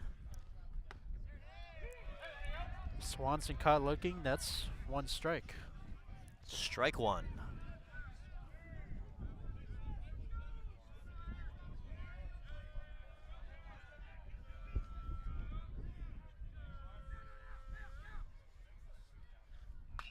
Whoa! That one's gonna be a high one. It's gonna stay in bounds here. Gonna try to catch it, and they do. Penn State survives. Bases loaded. McGuire, his first time up there on the mound in this game, he's gonna survive. And Penn State will take over on offense and try to even up this game. That's gonna take us to the top of the 6th. You're watching Tennessee Club Baseball.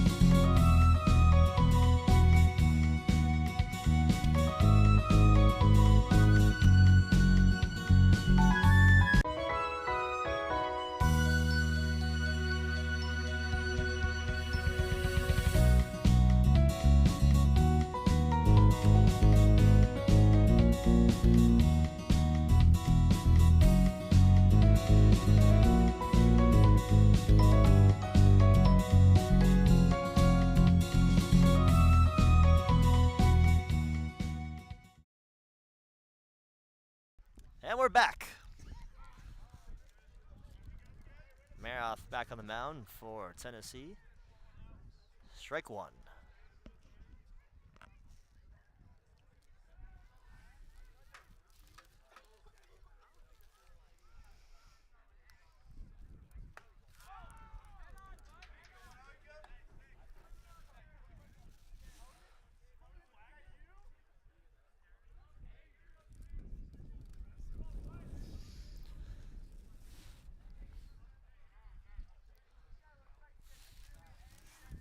John, what are you munching on over there?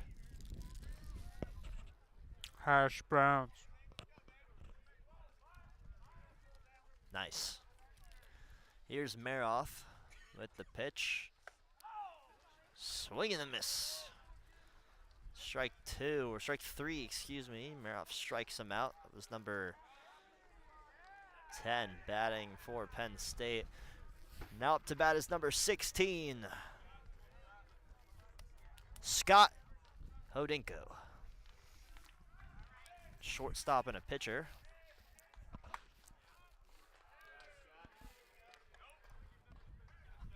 Scott Hodinka. Hodinka. That's his name.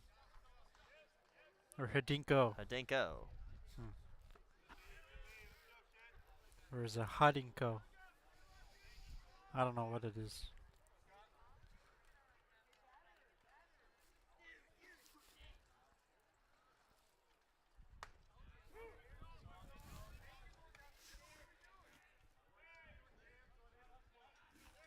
Two one count. Allegedly. Big hit. That's going to go into left field. Sun in his eyes. He'll catch it. 2 outs. That's probably the farthest hit ball we've seen in this game so far. That I was think it's pretty the hardest close hit to the ball wall. we've seen all season, personally, John. I'm not going to lie to you. Thought it was going to get over the wall. Put Penn State on the board with a home run, but just didn't reach there. As we have Owen Mathis, number 31, for Penn State. 2 outs in this inning as Maroth continues to showcase his wonderful pitching skills.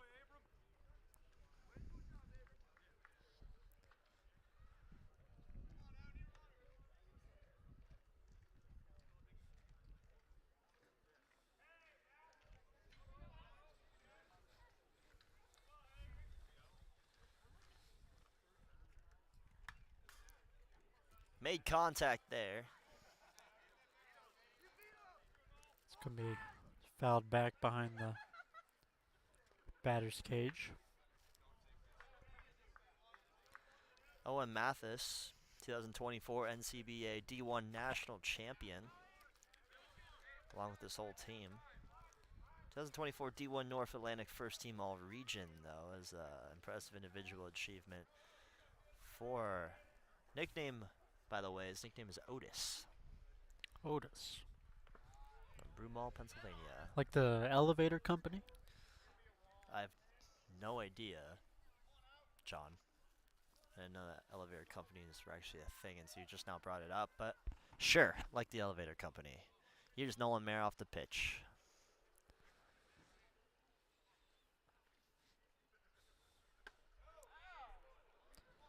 That one was close to hitting him.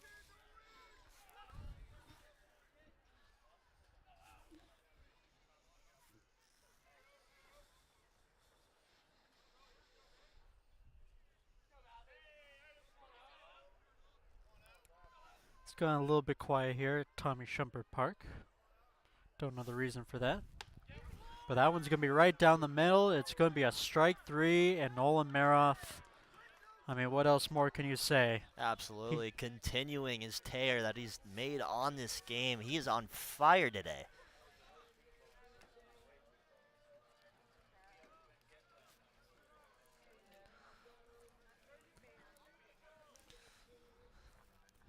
As we head to the bottom of the 6th here, Tennessee looking to put some more offensive pressure here on Penn State. The Nittany Lions were able to get out of the last inning without giving up any runs, but they weren't as successful in the innings before that.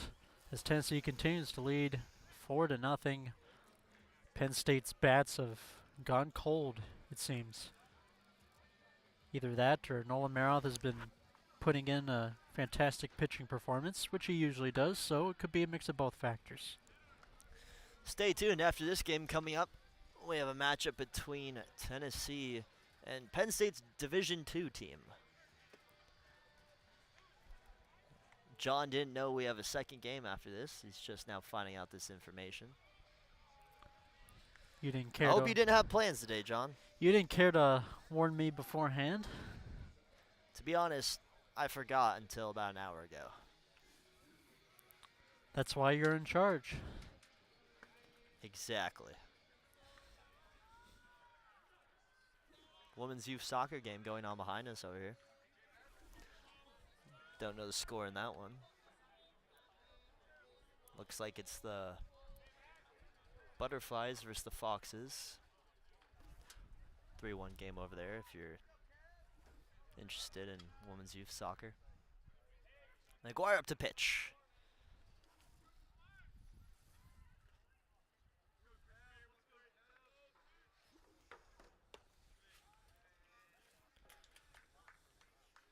Ball one.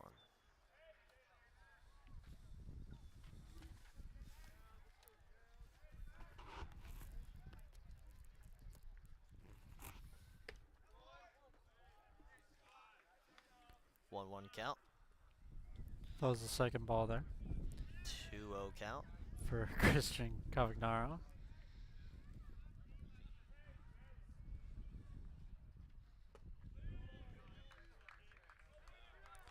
3-0 now is a walk, possibly. McGuire's already given up a couple of those.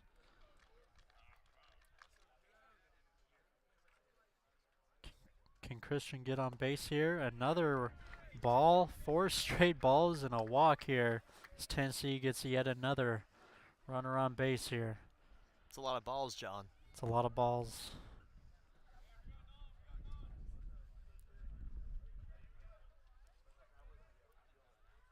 Two more than I'm used to seeing.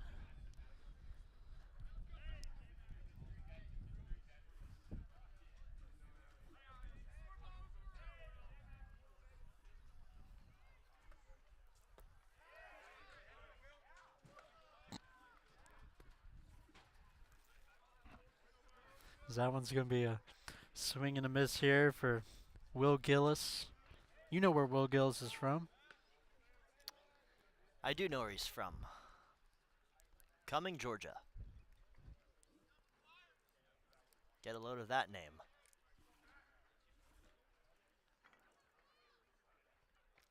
Here's the pitch. That one's going to be a foul ball. Nearly went into the Penn State dugout over there. I didn't hear any screams, so I'm sure everyone's okay. I'd assume so. Yeah. No. You never know. Some people are silent screamers. Oh, I would know. Here's the pitch. Strike. Strike 3, and Will Gillis gets struck out as McGuire rebounds after giving up that early walk here. McGuire could be back. This is Hobby Griffin for Tennessee. Trying to steal one over there. The Volunteers. Is Hobby Griffin up to bat? He had a great weekend last weekend. On and off the diamond, I'm sure. Allegedly.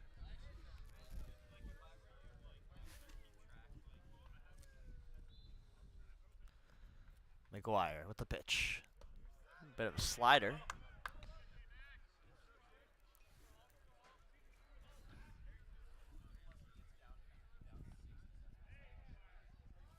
One count. According to our analytics up here in the booth. By analytics, I just mean John. That one's going to get away from the catcher. Cavagnaro's going to head to second. Another easy pickup there for Tennessee, something that it seems like Penn State has struggled with all game. Now, if you're watching and you attend the University of Tennessee and are interested in joining the broadcast, please contact me. My name is Charlie Serafian. You can find his MySpace page at @CharlieSerafian420. And if you want better and updated stats, please contact us because we are a bit short-staffed. That's why the balls and strikes aren't exactly accurate here. That's why it's our responsibility to keep up with it. And if you know anything about baseball, please contact us. We'd love to learn. Well, actually, John knows, but Charlie would love to be taught a little bit more about baseball. love to be taught about baseball. Or would I? Not exactly as fun as hockey or basketball, football, soccer, golf, rugby. You put golf over baseball? No, not at all. If we called golf, we'd have to whisper the entire time. I could do that in a British accent too. Yeah. That'd be fun. I'd love to narrate a nature documentary. That's honestly the goal here. Runner on second for Tennessee. Here's a hit. Try to get him in time. They do. 2 outs for the Nittany Lions. Runner gets the third, though, for the Volunteers. I'd like to narrate some of those old British documentary historical things. You know what I'm talking about? Yeah, that's exactly what I was talking about earlier. With the fast-speaking voice and narrating certain historical events. It would be fun. That would be kind of fun. This is the ancient Knoxville Fox. Oh, a big hit. That's going to go into center field. Not caught. Tennessee's going to score, and they'll get a man on first here. 5-0 ball game here in Tomby Shumpert Park. Your Tennessee Volunteers lead the way. That's going to be another run here in the bottom of the 6th. 2 outs for the Nittany Lions. Trying to end this inning so far. Not the best one for Penn State. I thought the center fielder could have chased after that one, or maybe the ball just fell too short for him, but it didn't look like he put much of an effort in trying to get that ball as quickly as possible as Tennessee puts their 5th run on the board.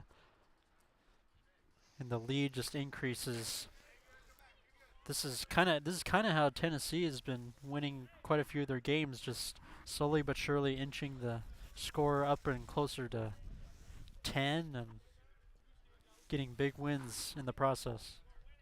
It's exactly how they have been winning their games. They've been so good at kind of just slowly tacking on the score as the game goes on.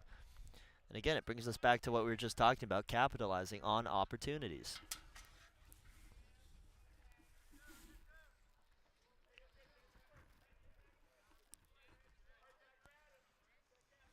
Here's Frank Romano at the plate. Big swing and a miss, though.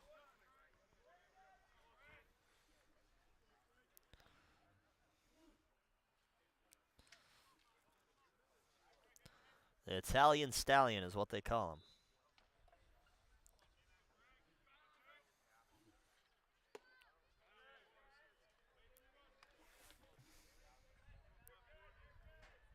That one's low and outside.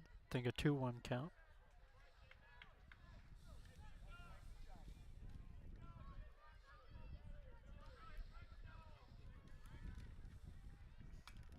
Makes contact.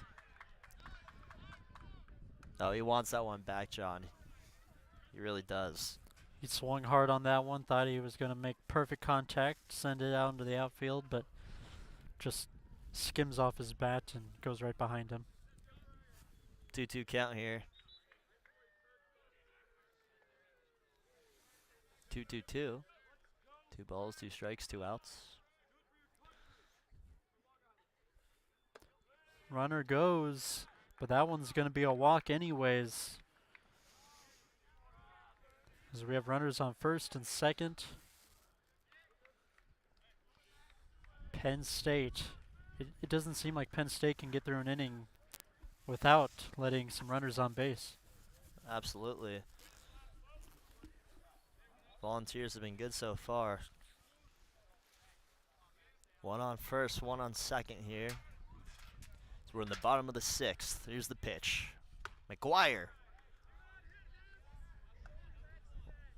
Will call that a ball. 3-2 count. 1-0 count. It's a new batter. This is Max Nathan. Apologies. Max Nathan up to hit.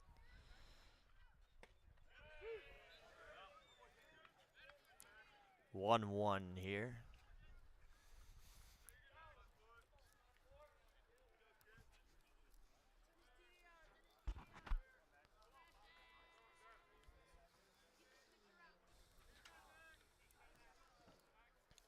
As the sun is now gleaming down on us, not a lot of wind here. It feels good, John. Better than it being 32 degrees and windy. Feels pretty good.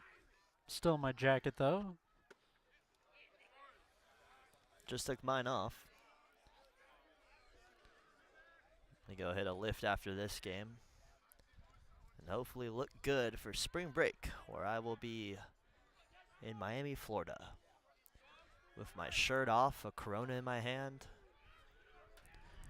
Now you had the opportunity to go to Jacksonville this weekend. It seems like you turned it down to come call baseball. You know, I did turn it down. Part of me regrets that. I would love to be in Florida this weekend commentating hockey, something I know a little bit more about.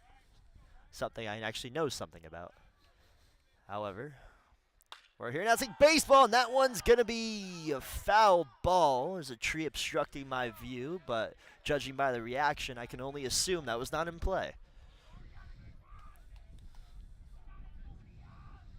How come you didn't go to Jacksonville? It's a long story. I had class, basically, and I didn't really want to miss class. And also, I needed a break from announcing hockey. Catch up on some sleep, relax, and kind of really wanted to prepare, make sure the stream worked for this weekend, which it has been for the most part. Oh, a miscue! Tennessee, they'll look to make it 6. And they do. They don't. I spoke too soon. You must have caught out in the left field for the final out. We were kind of obstructed. We didn't really see it. Yeah, we couldn't really see, but that's going to do it, ladies and gentlemen, for the 6th inning. Tennessee was able to tack one on the board. 5-0 ball game for the Volunteers. Don't go anywhere. We'll be back here shortly for the 7th inning of play here in Tommy Shumpert Park in Knoxville, Tennessee. You're watching Club College Baseball.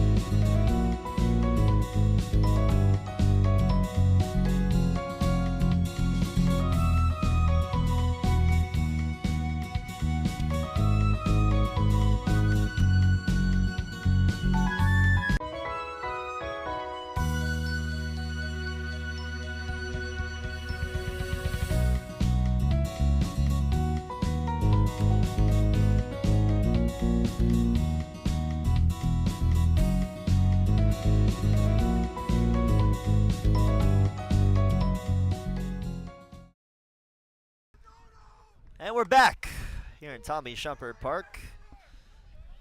John, how we feeling? We still hanging in there? We're hanging in there. We're feeling pretty good because Tennessee's up 5-0 over the #1 ranked club baseball team in the country. Thanks to a great pitching performance from Nolan Maroth, who continues to dominate on the mound. Defense has been solid. The offense has been there. Penn State has had no answers. I'm feeling pretty good. I'm feeling pretty good too. Again, beautiful day here. Big hit. It's going to be caught. We'll see if they'll try to get him out here, and he's going to be out. Oh, the boys in black and orange are fired up right now. What a play. One out for the Volunteers. Shortstop was able to throw to first just in time. Gets the big out, and Maroth's defense still helping him out here in this game.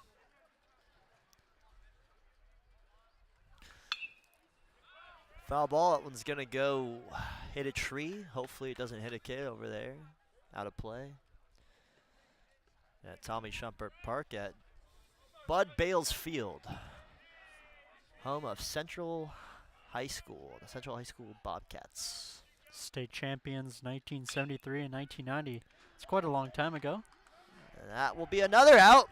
That's 2 outs early on. So far, Tennessee's defense has been holding on strong here. Holding on strong. Penn State, they've been making contact with the bat, but just, grounding infield outs and pop flies down to outfield. Can't get many base hits. Haven't got many runners on base in this game. So Tennessee has been definitely holding strong here, thanks to, of course, another great pitching performance from the great Nolan Maroth.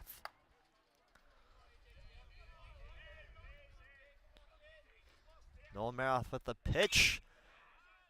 Another ball. Almost hits the light fixture. Thank goodness we're not playing at night, otherwise lights out. Yeah. Lights out. That's what happened to me when I used to actually do MMA fighting, John. You did MMA fighting? I did. That's going to be a hit. They'll try to get him out here. It'll be a third. Miscues. It looks like everyone was kind of running around there. No one was really sure what was going on. Tennessee, a bit of an error. Will be a runner on first for the Penn State Nittany Lions. 2 outs so far. So they'll look to close this one out and get back on offense. Yeah, John, I actually used to do MMA fighting, believe it or not. Boxing and MMA fighting. Muay Thai as well. Any taekwondo or kung fu? No, I did jiu-jitsu, Muay Thai, and boxing. I just say MMA fighting because that means mixed martial arts. That's Yes. pretty much what it was. Well, that's what MMA stands for. Was I very good? No. That's why I'm commentating club college baseball. Demoted from the star of the show to the star behind the show. Well, at the end of the day, I still call game. That's all you can ask for. Yeah, those were fun days until I got my nose broken.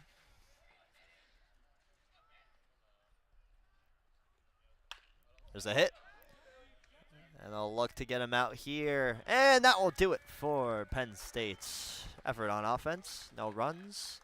Tennessee, good so far. A lot of good plays from second and third base there, John. A lot of heads-up plays. We had that little mistake over there on first where it looks like Maroff wasn't really paying attention. Ball went over his head. But no need to fear. They'll be able to escape that one and get back on offense here. Yeah, just a little bit of an error there for Tennessee, but that was probably one of the most minor errors in this game as they were able to shut things down quickly after that. Penn State goes back on defense, as you said. Tennessee back on offense. I don't know what else Penn State can do because their offense has just been ice cold in this game. So now we're only going to play 7 innings here, so this is Penn State's last chance to score 5 runs and tie this game up. 6 runs if they want to win it. Up next, we have Penn State's Division II team taking on Tennessee's D1 team. Do we have to broadcast it? I don't think so, but we're going to anyway to be polite to the viewers at home who want to watch Penn State's Division II team take on Tennessee's D1 team.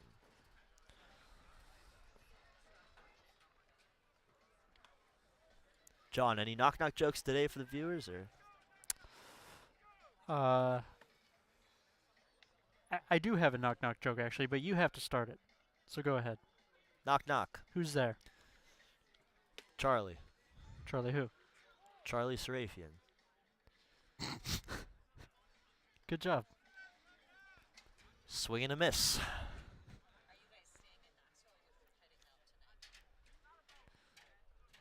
Not really sure where you're going with that one, but.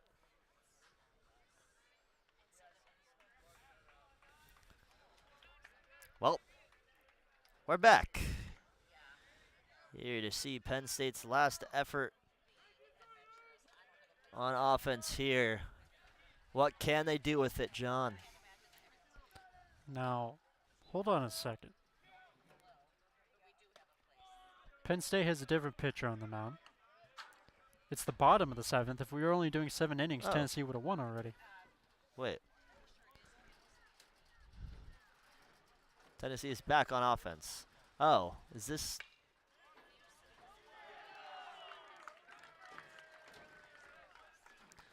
I'm a little confused, John. What I think has happened... Oh, wait, no, we're still continuing this game because this is Tyler McKay up to the plate. We just have a new pitcher for Penn State. Oh, new pitcher for Penn State. Excuse me, I apologize. Threw me off a little, John. Samuel Grama, Threw me a curveball there. number 9, I think. Samuel Grama. Grama. I thought we started a new game here. This will not be Penn State's last effort. I thought we were doing a 9-inning game. You know, we might be. Forget everything I just said.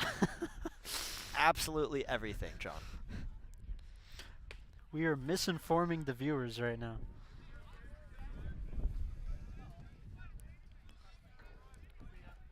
But the bench is cleared out here, and it kind of confused me a little bit. I didn't know what was going on. But I'm 99% sure this is still Tyler McKay at the plate here in the bottom of the 7th. This is, absolutely. No, I didn't say Tennessee's D1 team was... D2 team was playing. This is just the D1 team.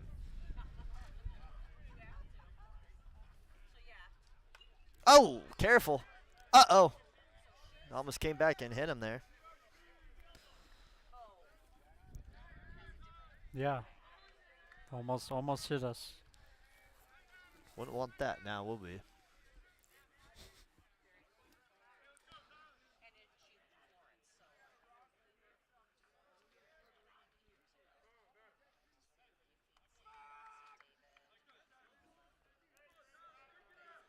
We do have a runner on first here for Tennessee.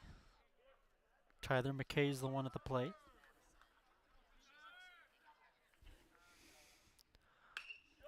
There's That one's a gonna be hit. a base hit into left field. Back-to-back base hits for Tennessee, basically in the same place. You get runners on first and second.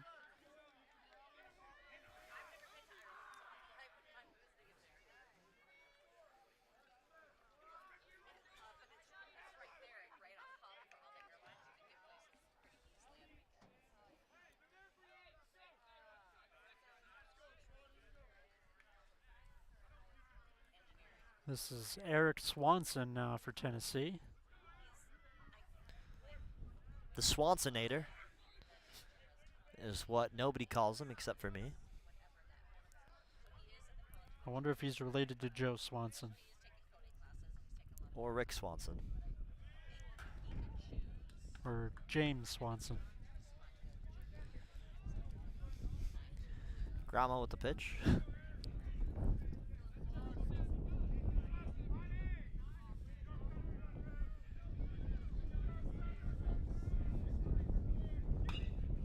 It's another hit. Will be caught. Trying to get him out. And he'll be out. The dugout is not liking that call. Might be the right one, though. Kind of an interesting set of events there. It was a ground ball to third, so the third baseman steps on the bag. That's 1 out to get the runner advancing out. Then he throws to first, gets that runner out. So Tyler McKay is the only Tennessee batter left standing, or runner, I should say. Yeah, So John, I gotta say that was the right call there. Tennessee's dugout not happy with it. But it was a double play. It was a double play, so according to baseball terms, that means 2 outs. Allegedly.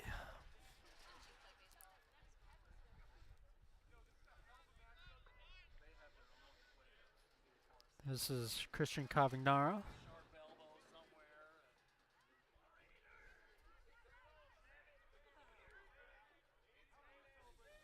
Just the pitch. It's going to be out. Hopefully it doesn't hit us. Again, I have PTSD from almost getting hit the other day by that ball, John. I think you have to be diagnosed with PTSD. Well, I get nervous every time the ball goes up in the air now. It would really suck if it hit that camera because I rented it from the library and I would have to return it. Grayma with the pitch. That's another ball. It's going to go to the same exact spot. Watch out. I would hate to be playing soccer over there, John, in that other field. Would not want to get hit with one of these balls while I'm dribbling. A soccer ball to the face kind of hurts, but a baseball to the top of the head really hurts. You almost don't feel it because you get knocked out. As the runner advances here to third. McKay makes it to third, and Tennessee once again opportunity to score here. So I used to play goalie in soccer. I can say a ball to the face does not feel good. Once had a ball go off the bar, onto my face and into the goal. Was not fun. Have you ever played a game where people have you stand against a wall and Handball? people kick like a soccer ball towards the wall, towards you? Oh, I did that to train sometimes. Yeah. Well, I played that game once in middle school, and someone kicked the ball. Actually, my best friend kicked the ball, hit me straight in the face. That sounds like a sucky friend, John. Well, I Didn't haven't know you talked to had him in a few friends. years, so it's okay. Oh. Didn't mean to hit you with a curveball there. Or a fastball. I think we called it wall ball or something. You're supposed to avoid the ball that was being kicked towards you.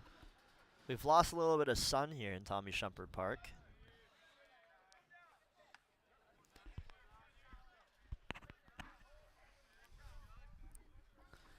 This is Will Gillis at the plate. Runners on the corners, first and third. Oh, swing and a miss. Swing and a miss.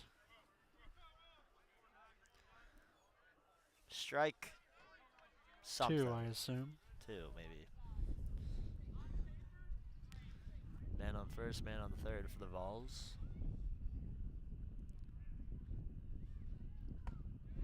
Another one, so that's the second strike. That was the second strike, okay. Now we know. You live, you learn.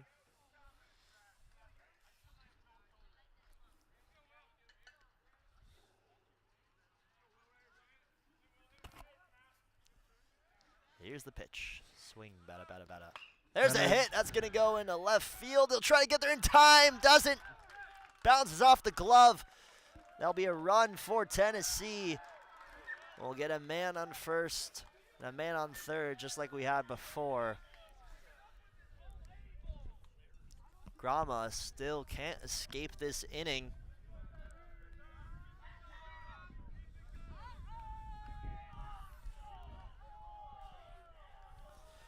And we might have yet another pitcher change here for Penn State. Something we've just been seeing all game.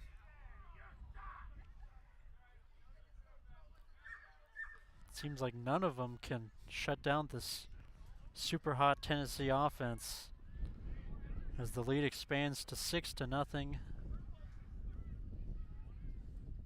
Actually, it looks like Grom's going to stay on the mound. So we just had a little bit of a talking to. I mean, how many pitchers do they have left, John? Not many, I would assume.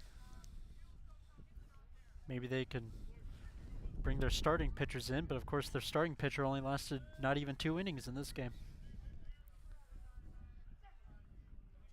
They honestly haven't even been doing that bad.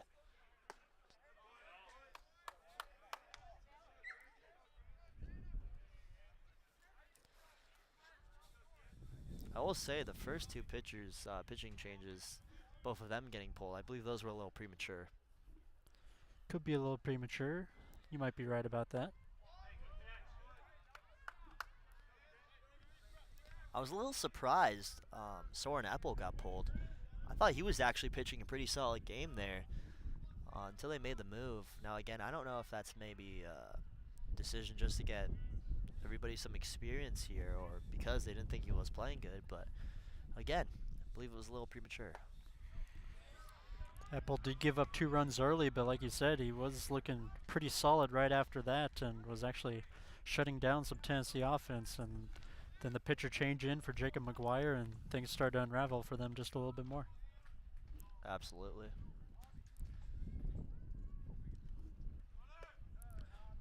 Runner goes to second.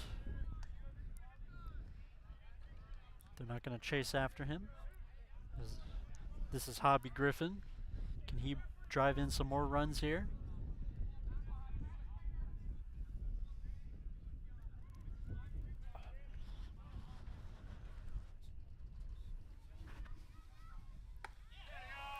But a swing and a miss gets Griffin out, and that will be the end of the inning.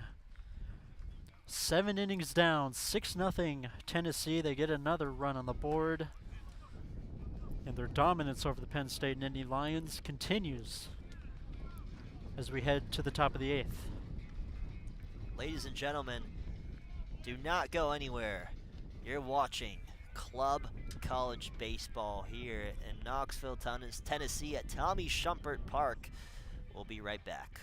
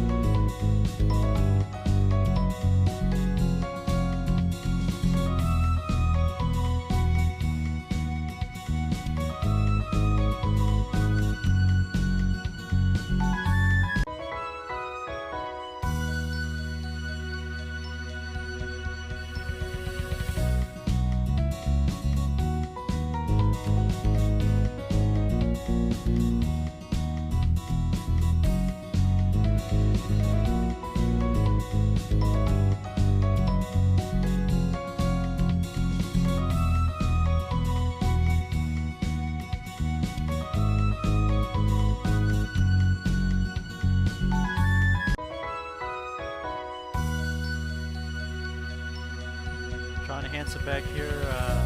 Just going to let the viewers know that once again our camera has gone down. But it's going to be back up here in just a second. Penn State has already started their at-bat for the top of the 8th inning. The number 15, Ethan Gavlik, hitting one to center field. He's going to get a base hit. Penn State's got one on the got one on base. As once again, Charlie Serafian's trying to fix our camera. We got it right back up, so a little bit of trouble there, but we got it up and running again. We're kind of pros at this now. And Charlie, for the first time in this game, Nolan Maroth is getting a little bit of a conversation thrown his way. But he's going to stay in the game nonetheless. I don't know why he wouldn't. He's been pitching an excellent performance this game, just as he did against Georgia Tech last Saturday. week between starts. And he's just been quite solid throughout.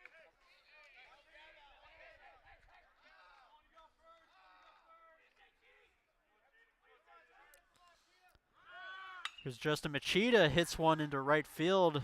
Runner on first, went for a run. He has to retreat. That's going to be the first out of the inning.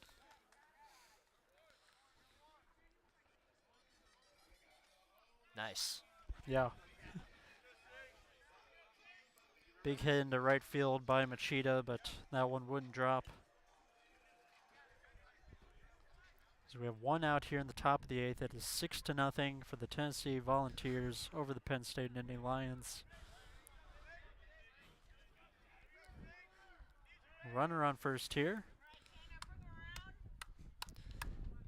Here's Maroth with the pitch. They'll call it a ball.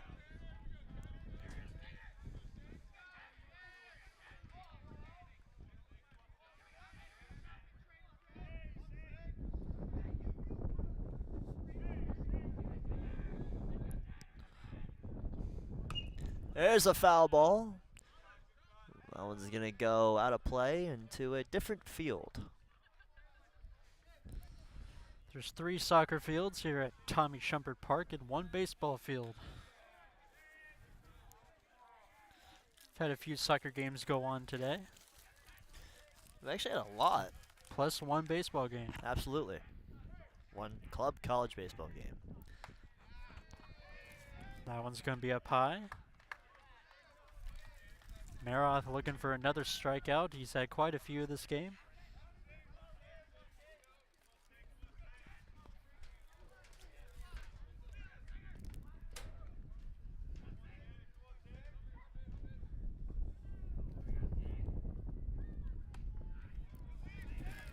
That one looked like it was right down the middle, but it was a called ball.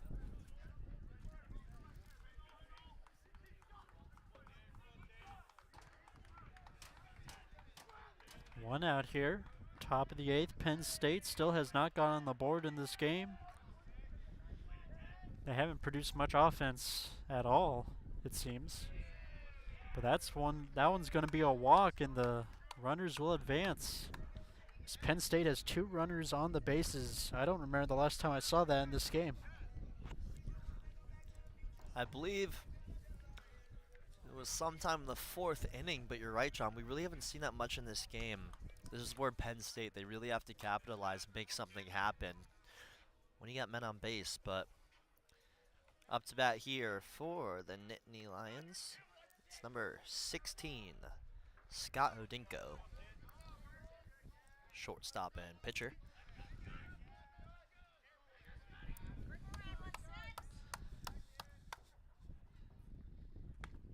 First pitch down the middle. Maroth gets the called strike. He needs 2 more outs, and he will have not perfectly pitched 8 innings, but has a shutout through 8, which I'm sure he would love. Bang! That one's going to go high up in the air, trying to catch it, and it's going to be dropped. Some miscues there. They'll try to get him out. He's safe. Penn State, they'll get a runner on third and a runner on second. Off the dropped ball over there in left field for Tennessee. The sun now proving to be maybe a problem, as it looks like it's angled down right over there in the left field. That's why they're wearing sunglasses. It is bright out here. Yeah, sun looked like it was a bit of a problem. We saw that early on in the game. But the bases are loaded now here for Penn State. This is their best chance in this game for them to get some runs, as that one's fouled off to the right by number 31, Owen Mathis. Only 1 out for the Nittany Lions. Again, this is prime scoring opportunity. If they don't get one on the board here, I don't think they'll be coming back in this game.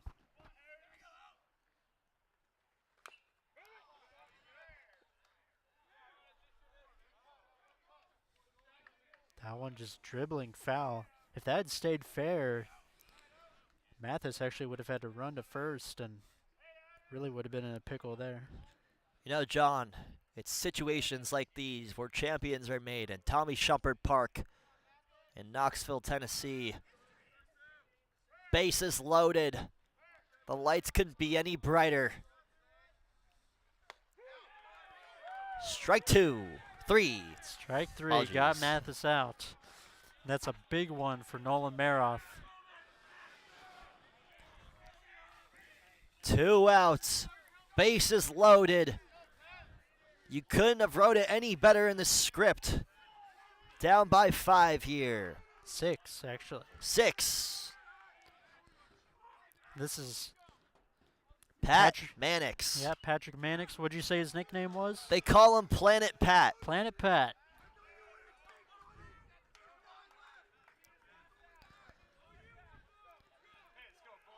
Planet Pat looking to send this one to the moon. To outer space. And orbit around the solar system. Hopefully get a couple runs here. The Junkyard Dog. Hits that one straight to the pitcher. Maroff is going to trot to first. He's going to step on the bag. And the shutout for Tennessee continues. Penn State still cannot get a run on the board. Absolute heartbreak there for Penn State. It was the best chance, the best opportunity they had all game, and they came just short there with the solid heads-up play by Nolan Maroff. And we'll switch here on sides, and we'll head over to the top of the 9th, John. Bottom of the 8th. Bottom of the 8th, John. The home team always bats second. Something like that.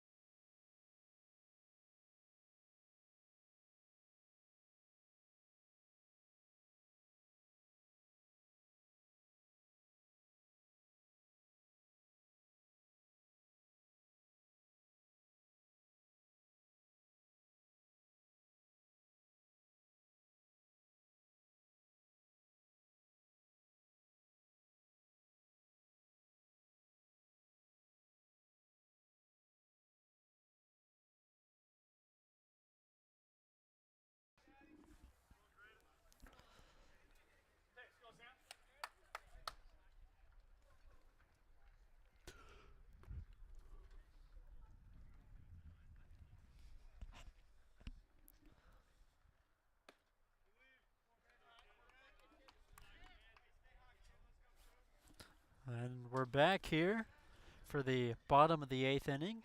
Bailey Redmond for Tennessee is up to bat. That one's going to be high. As we're inching closer to the end of this game. After this, just one more inning to be played, and if Penn State is unable to come back in the top of the 9th, then Tennessee will take home a huge victory over the 4-time Division I Club Baseball National Champions, the 2-time defending national champions in the Penn State Nittany Lions, and currently the #1 ranked team in the nation. What an achievement, John.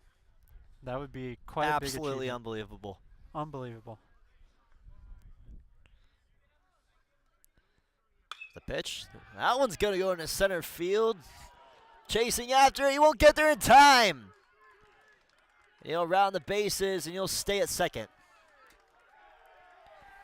That is a stand-up double for Bailey Redmond. That one just falls short of the wall. Great hit there. Might be the best hit so far in this game. Now that one might have been the farthest we've seen Might be the farthest the we've last seen. 2 weekends. As Gramis might be pulled as pitcher here. He will. Yet another pitching change for Penn State. Is this the 5th one? This could be. I think this is the 5th pitcher for them. This would be the 5th pitcher if they make the call here. It looks like they will.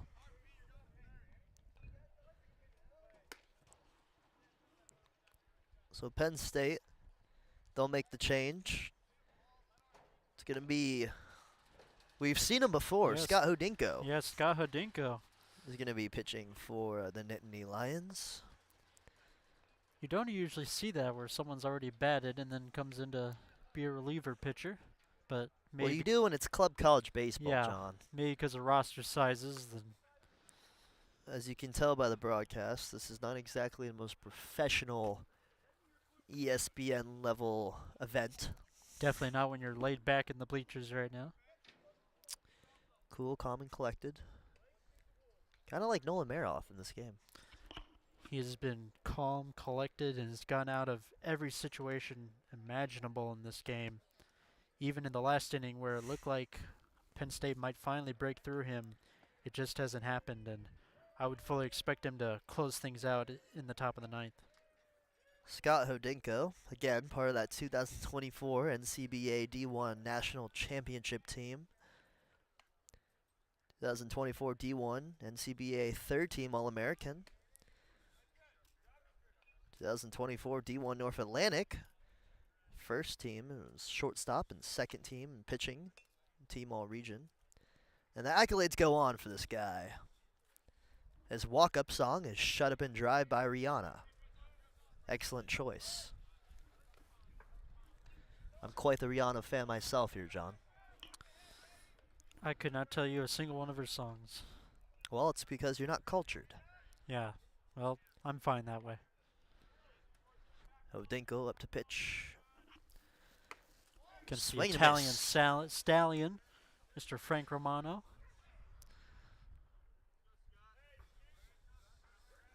0-1 count.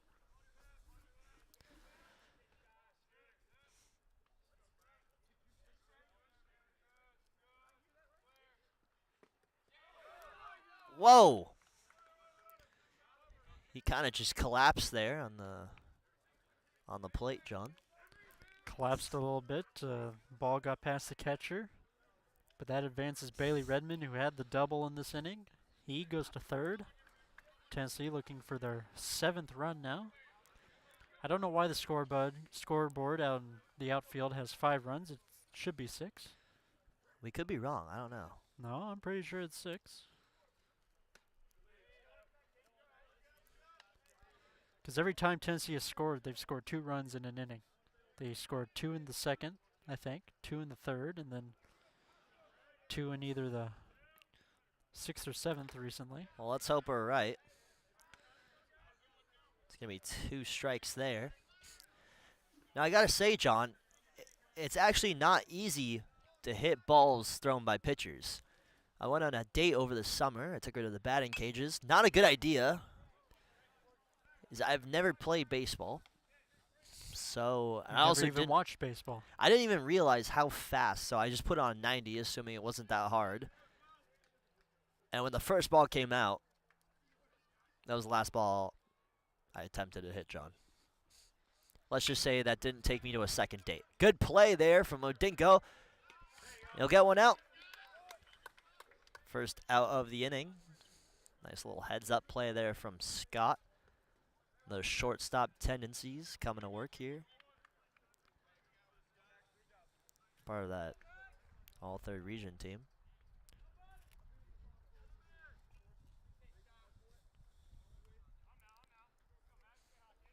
Runner on third here for the Volunteers.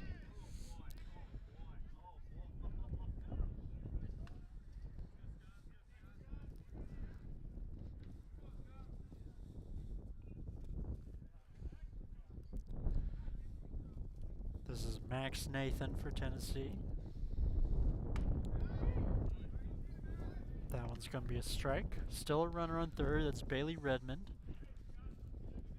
A big double here at the beginning of the bottom of the 8th.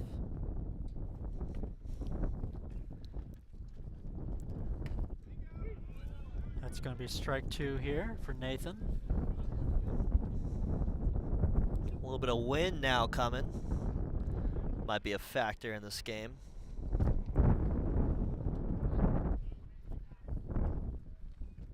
And a big swing and a miss for Nathan, and that will strike him out. That is the second out of the inning. Hadinko gets the out there, as I would assume this is Tennessee's last opportunity to put some runs on the board, unless Penn State comes all the way back at the top of the ninth. And it's Jake Overton. Strike 1. So far, Dinko starting to find his groove here in this game.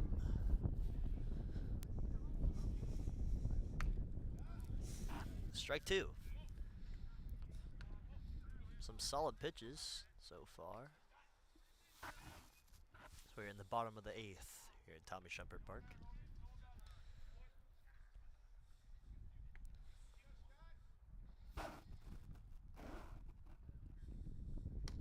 That one's going to be a swing and a miss. Strike 3. That's the end of the inning. As we head to the top of the ninth, Tennessee still up 6-0 over the #1 ranked Penn State Nittany Lions. What can they do here in the final inning of this big D1 matchup? Well, I'll tell you what they have to do. It's score some runs here. You got to be very careful, because right now, this Tennessee team, they have been balls to the wall, absolutely dominant. What do you want to see from Penn State here, John, to get back in this ball game? Now, I know it's easier said than done. You know, they want to get runs, but what has to happen? What has to happen is what we kind of saw glimpses of in the last inning.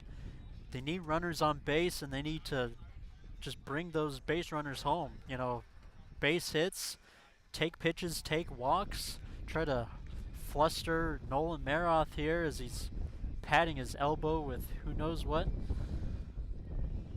But I don't know if anything can get past Maroth.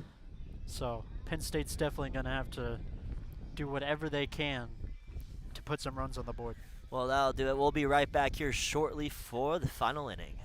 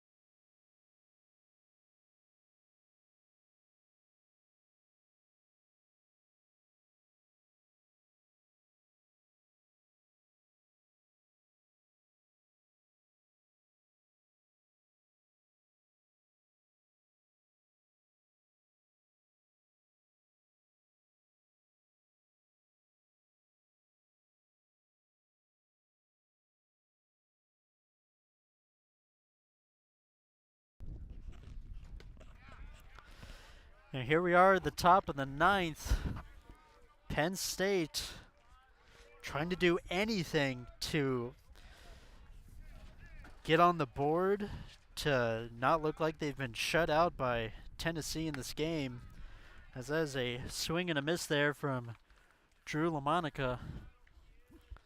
3 more outs and Tennessee will pick up a big win against the Nittany Lions.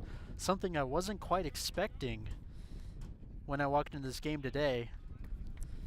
But after the dueling of performances, I can easily say that Tennessee has been the better of two teams in this game. Oh, absolutely. They've looked so good. And again, 10th ranked team in the nation taking on the #1 team in the nation. And right now, it's been all Vols here in Tommy Shumpert Park. And you'll expect to see them move up in the standings as we approach week 4 next week for NCBA. We do approach that week, and we get a walk here. LaMonica makes his way to first, and like I said at the bottom of the 8th, I think if Penn State wants to put any runs on this board, this is what they need to do. But it looks like Nolan Maroth is going to get pulled in this game. He was so close to pitching a complete game, a shutout even, but they are going to take him off the mound for the final inning. What a performance for Nolan Maroth. I mean, what a guy. First guy in the gym, last guy out type of guy. High motor. You know, gym rat, I'm sure. Actually texted me this morning discussing some of the game, giving me some stats and information at like 7 a.m. So you must have been up very early. Can't say I was, but I'm sure he was just super excited to be pitching in this game, and back-to-back performances from Maroth here where it's just been lights out.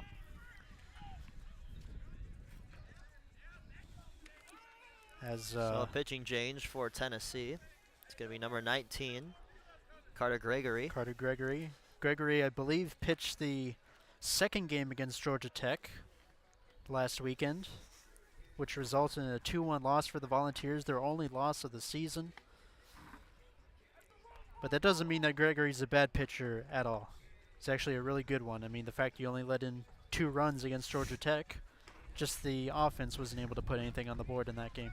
Absolutely, John, and that's why this Tennessee team is so dangerous. It's that pitching room. You got a lot of guys that can get creative with it. I mean, Nolan Maroth, he's obviously shown to be one of the better pitchers on this team, but you got Carter Gregory, Jack Moriarty. I mean, so many guys that can really make stuff happen.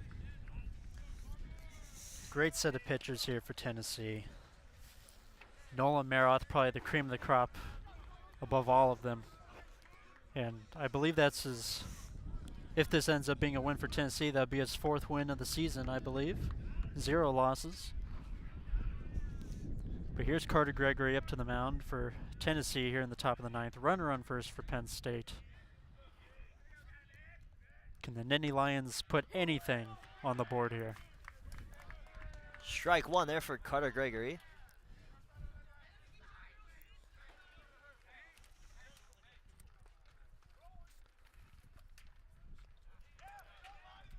That's going to be a ball. And Penn State will steal a base. 1 on second now. Drew LaMonica advances to second. We have number 11 here at the plate. Mystery number 11, as neither the Penn State roster website or the Instagram lists anyone under the number 11. So we don't know who he is. But that doesn't mean he's a bad player at all.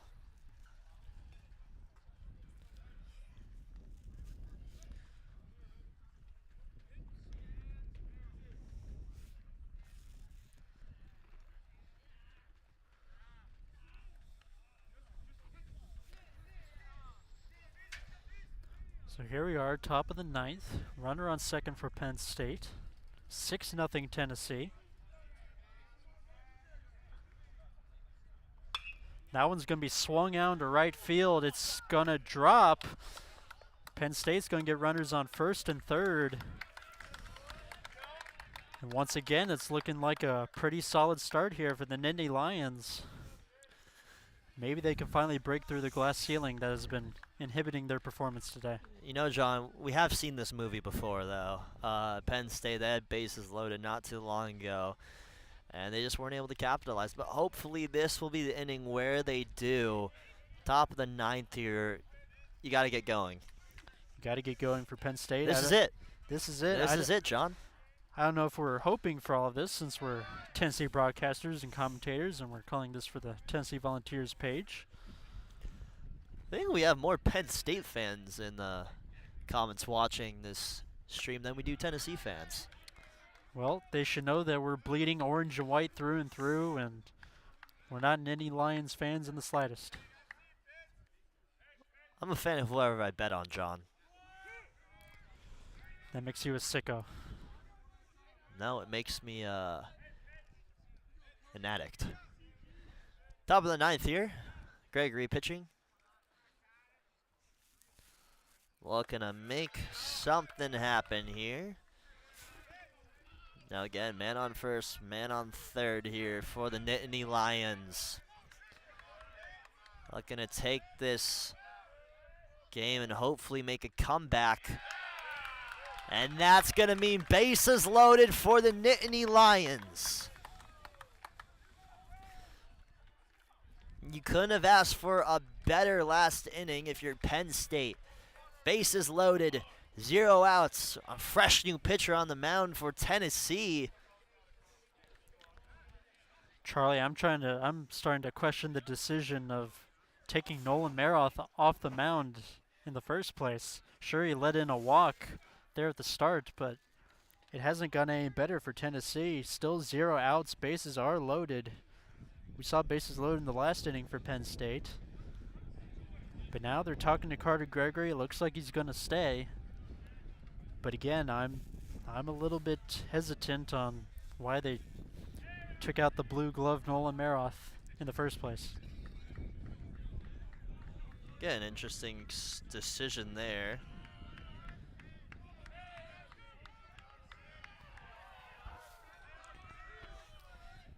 And here we go. It's Carter Gregory pitching for the Vols.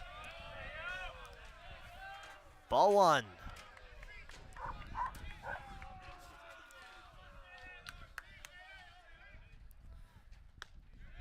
Strike 1. You could 1-1 definitely tell count the here. Penn State fans are loud and proud right now, something that we haven't heard since the beginning of this game. They feel this is their prime opportunity to cut into this lead, and one swing at the bat, it could be 6-3 or 6-4 real soon. Here we go, strike 2. 0 outs here. The pitch.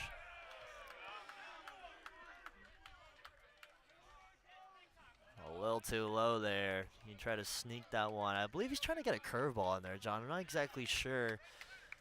But he's really trying to get that ball to dip, and that one dipped a little bit too much. Here's Gregory. Foul ball. I was just going to go foul. Still a 2-2 count here. 0 outs for Penn State. Bases are loaded.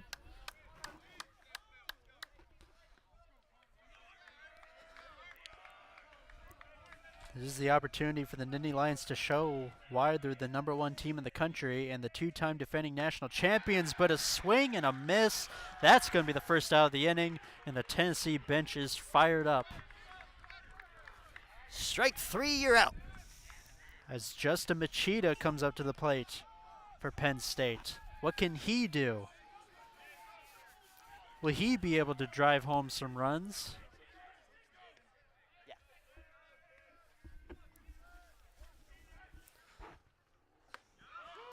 That one's going to be a strike down the middle, Machida.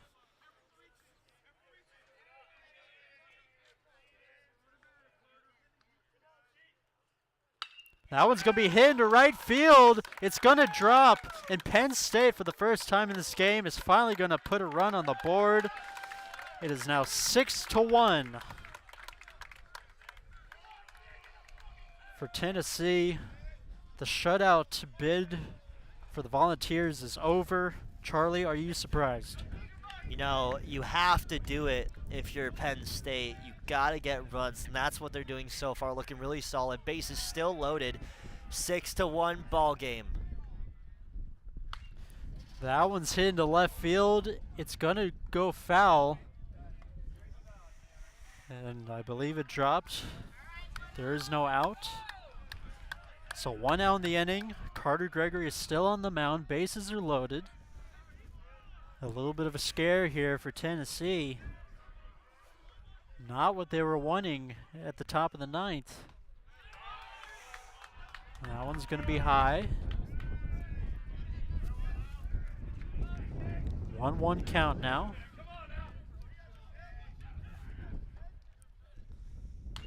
That one's going to be ground to third. It's fair. That drives 1 run home, 2 runs home. A big double there for Penn State. It is now 6-3. Tennessee is crumbling right now. Runners on second and third. 2 runs were driven home, adding to the one they just got. Penn State slowly crawling back into this game. 6-3 here in Tommy Shumpert Park as the Nittany Lions get a barrage of runs here late in this ball game. Not too late though, as there's still a chance here, John. There definitely is still a chance. Again, there's only 1 out, and the the batter who's about to come to the plate is going to be the tying run, and it's actually their current pitcher, Scott Hadinko. He's gonna come up to the plate. So if he's able to cross home plate, we're gonna have a tie ball game, which I was not expecting here in the top of the 9th.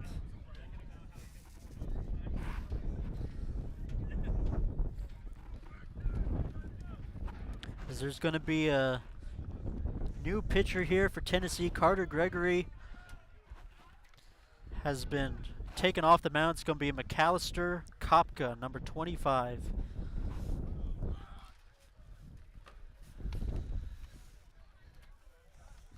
So Tennessee making that pitching change.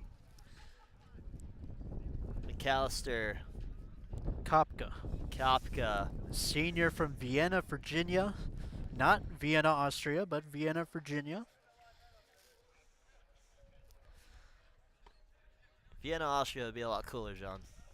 It would be a lot cooler, but I don't know how many baseball players come out of Austria. It's not very popular over there. From what I've heard, not the biggest baseball destination. It's gotten a lot colder here, John, and I don't really like it. It's gotten a little bit colder, but again, it was not as cold as last weekend. We're not shivering up here. I don't know, that wind doesn't feel great right now. Now again, we were just informed that there will be another game after this. It'll be Penn State's D2 team, which we weren't aware of until not too long ago, but here we go. Scott Udinka, he was just pitching for the Nittany Lions, a jack of all trades, really doing it all here today for Penn State. 6-3 ball game, 1 out here in Tommy Shumpert Park. A new pitcher up on the mound, it's Kopka. He's dialed, he's locked.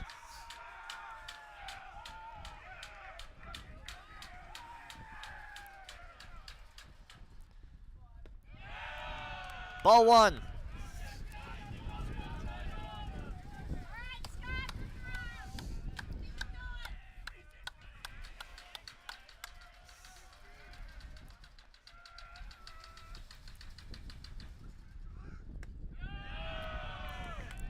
That's going to be a second ball here. Kopka, 2 balls to start his pitching performance in the top of the 9th. Not looking too good.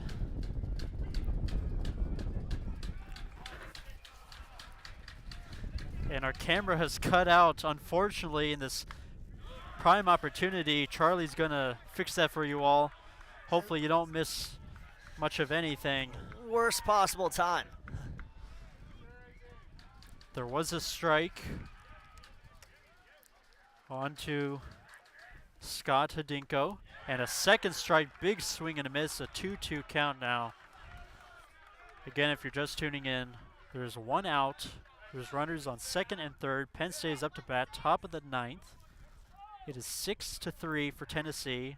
Penn State has scored 3 runs in this inning.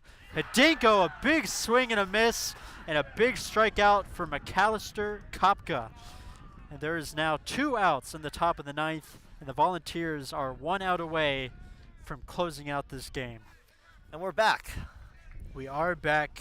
The camera seems to stop working at the worst possible times. Only missed 1 strikeout, which is all right.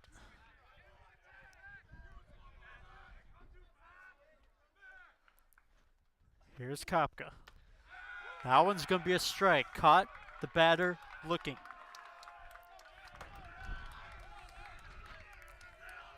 This is number 31 for Penn State.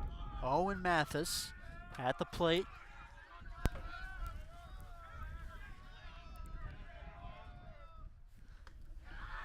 That one's going to be a ball.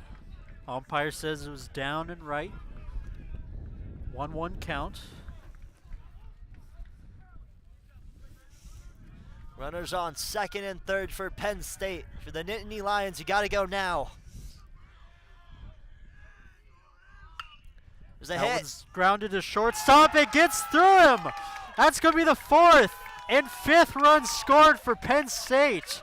A 2 RBI single for Owen Mathis. It is now 6-5 Tennessee. The Nittany Lions have put in 5 runs in this inning.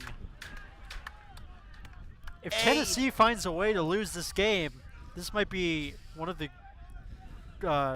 greatest chokes I've ever seen. Unbelievable. Now, I don't play baseball, let alone watch it, but this is not supposed to happen.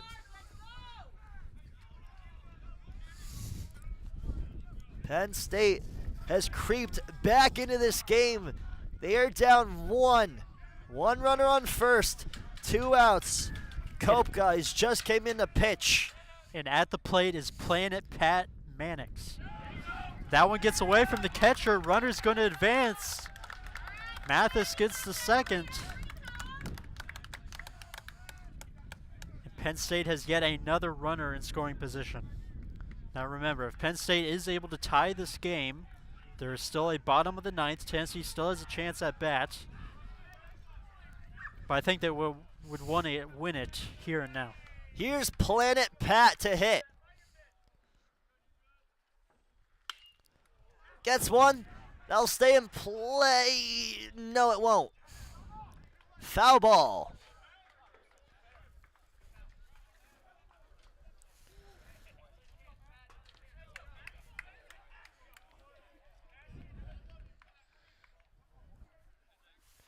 One 0 count here. Pat looking to put on the hero cape and make something happen for his Nittany Lions, as they'll be driving back to State College tomorrow morning. Cold up there, I heard. Such a weird name for a town. State College, Pennsylvania. Pitch. Strike. Strike 2. And Tennessee is 1 strike away from just barely surviving this game, in which they've dominated through basically 8.5 innings until Penn State has put 5 runs on here in the 9th. Here's the pitch. Kopka, it's a strikeout, caught him looking, and Tennessee will get the win 6-5 over the number 1 ranked Penn State Nittany Lions. What a big win for the Volunteers. By the hair of their chinny chin chin, Tennessee escapes this game, holding on by a thread. Oh, I thought that was going to go into extra innings, and I'd have to stand here for even longer when it's a little chilly, although the sun's coming back a little. What a game for the Tennessee Volunteers. They're going to take this one and take down the number 1 ranked Nittany Lions. You'll hear Rocky Top play over there in the background. What a game, John. What an incredible game. Tennessee looked like the better team for a majority of it, but as we saw there in the 9th, Penn State is the number 1 ranked team for a reason, able to put up 5 runs just like that and to make this game close on paper. And they were close to tying it, but Tennessee just barely holds on in the end. A great pitching performance by Nolan Maroth, who pitched 8 complete innings and was taken out in the 9th. I don't know if Penn State would have scored 5 runs if Maroth had not been taken out. But still, a win is a win here for Tennessee. A big upset, if you will. The number 10 ranked Tennessee Volunteers get the win this afternoon. I got to say, John, what a game that was. Absolutely thrilling. It doesn't get closer than that. Penn State almost crawled back into this one. And a fun one, what it was proven to be. Ladies and gentlemen, thank you for watching. Once again, You're watching the Tennessee Club Vols broadcast brought to you by John Hanson and yours truly, Charlie Serafian. Please get home safe. Follow me on TikTok at Charlie Serafian. And have a good night. Or morning. Or afternoon. Afternoon. We'll be back here maybe for a second game. Probably not. Probably not. Take care.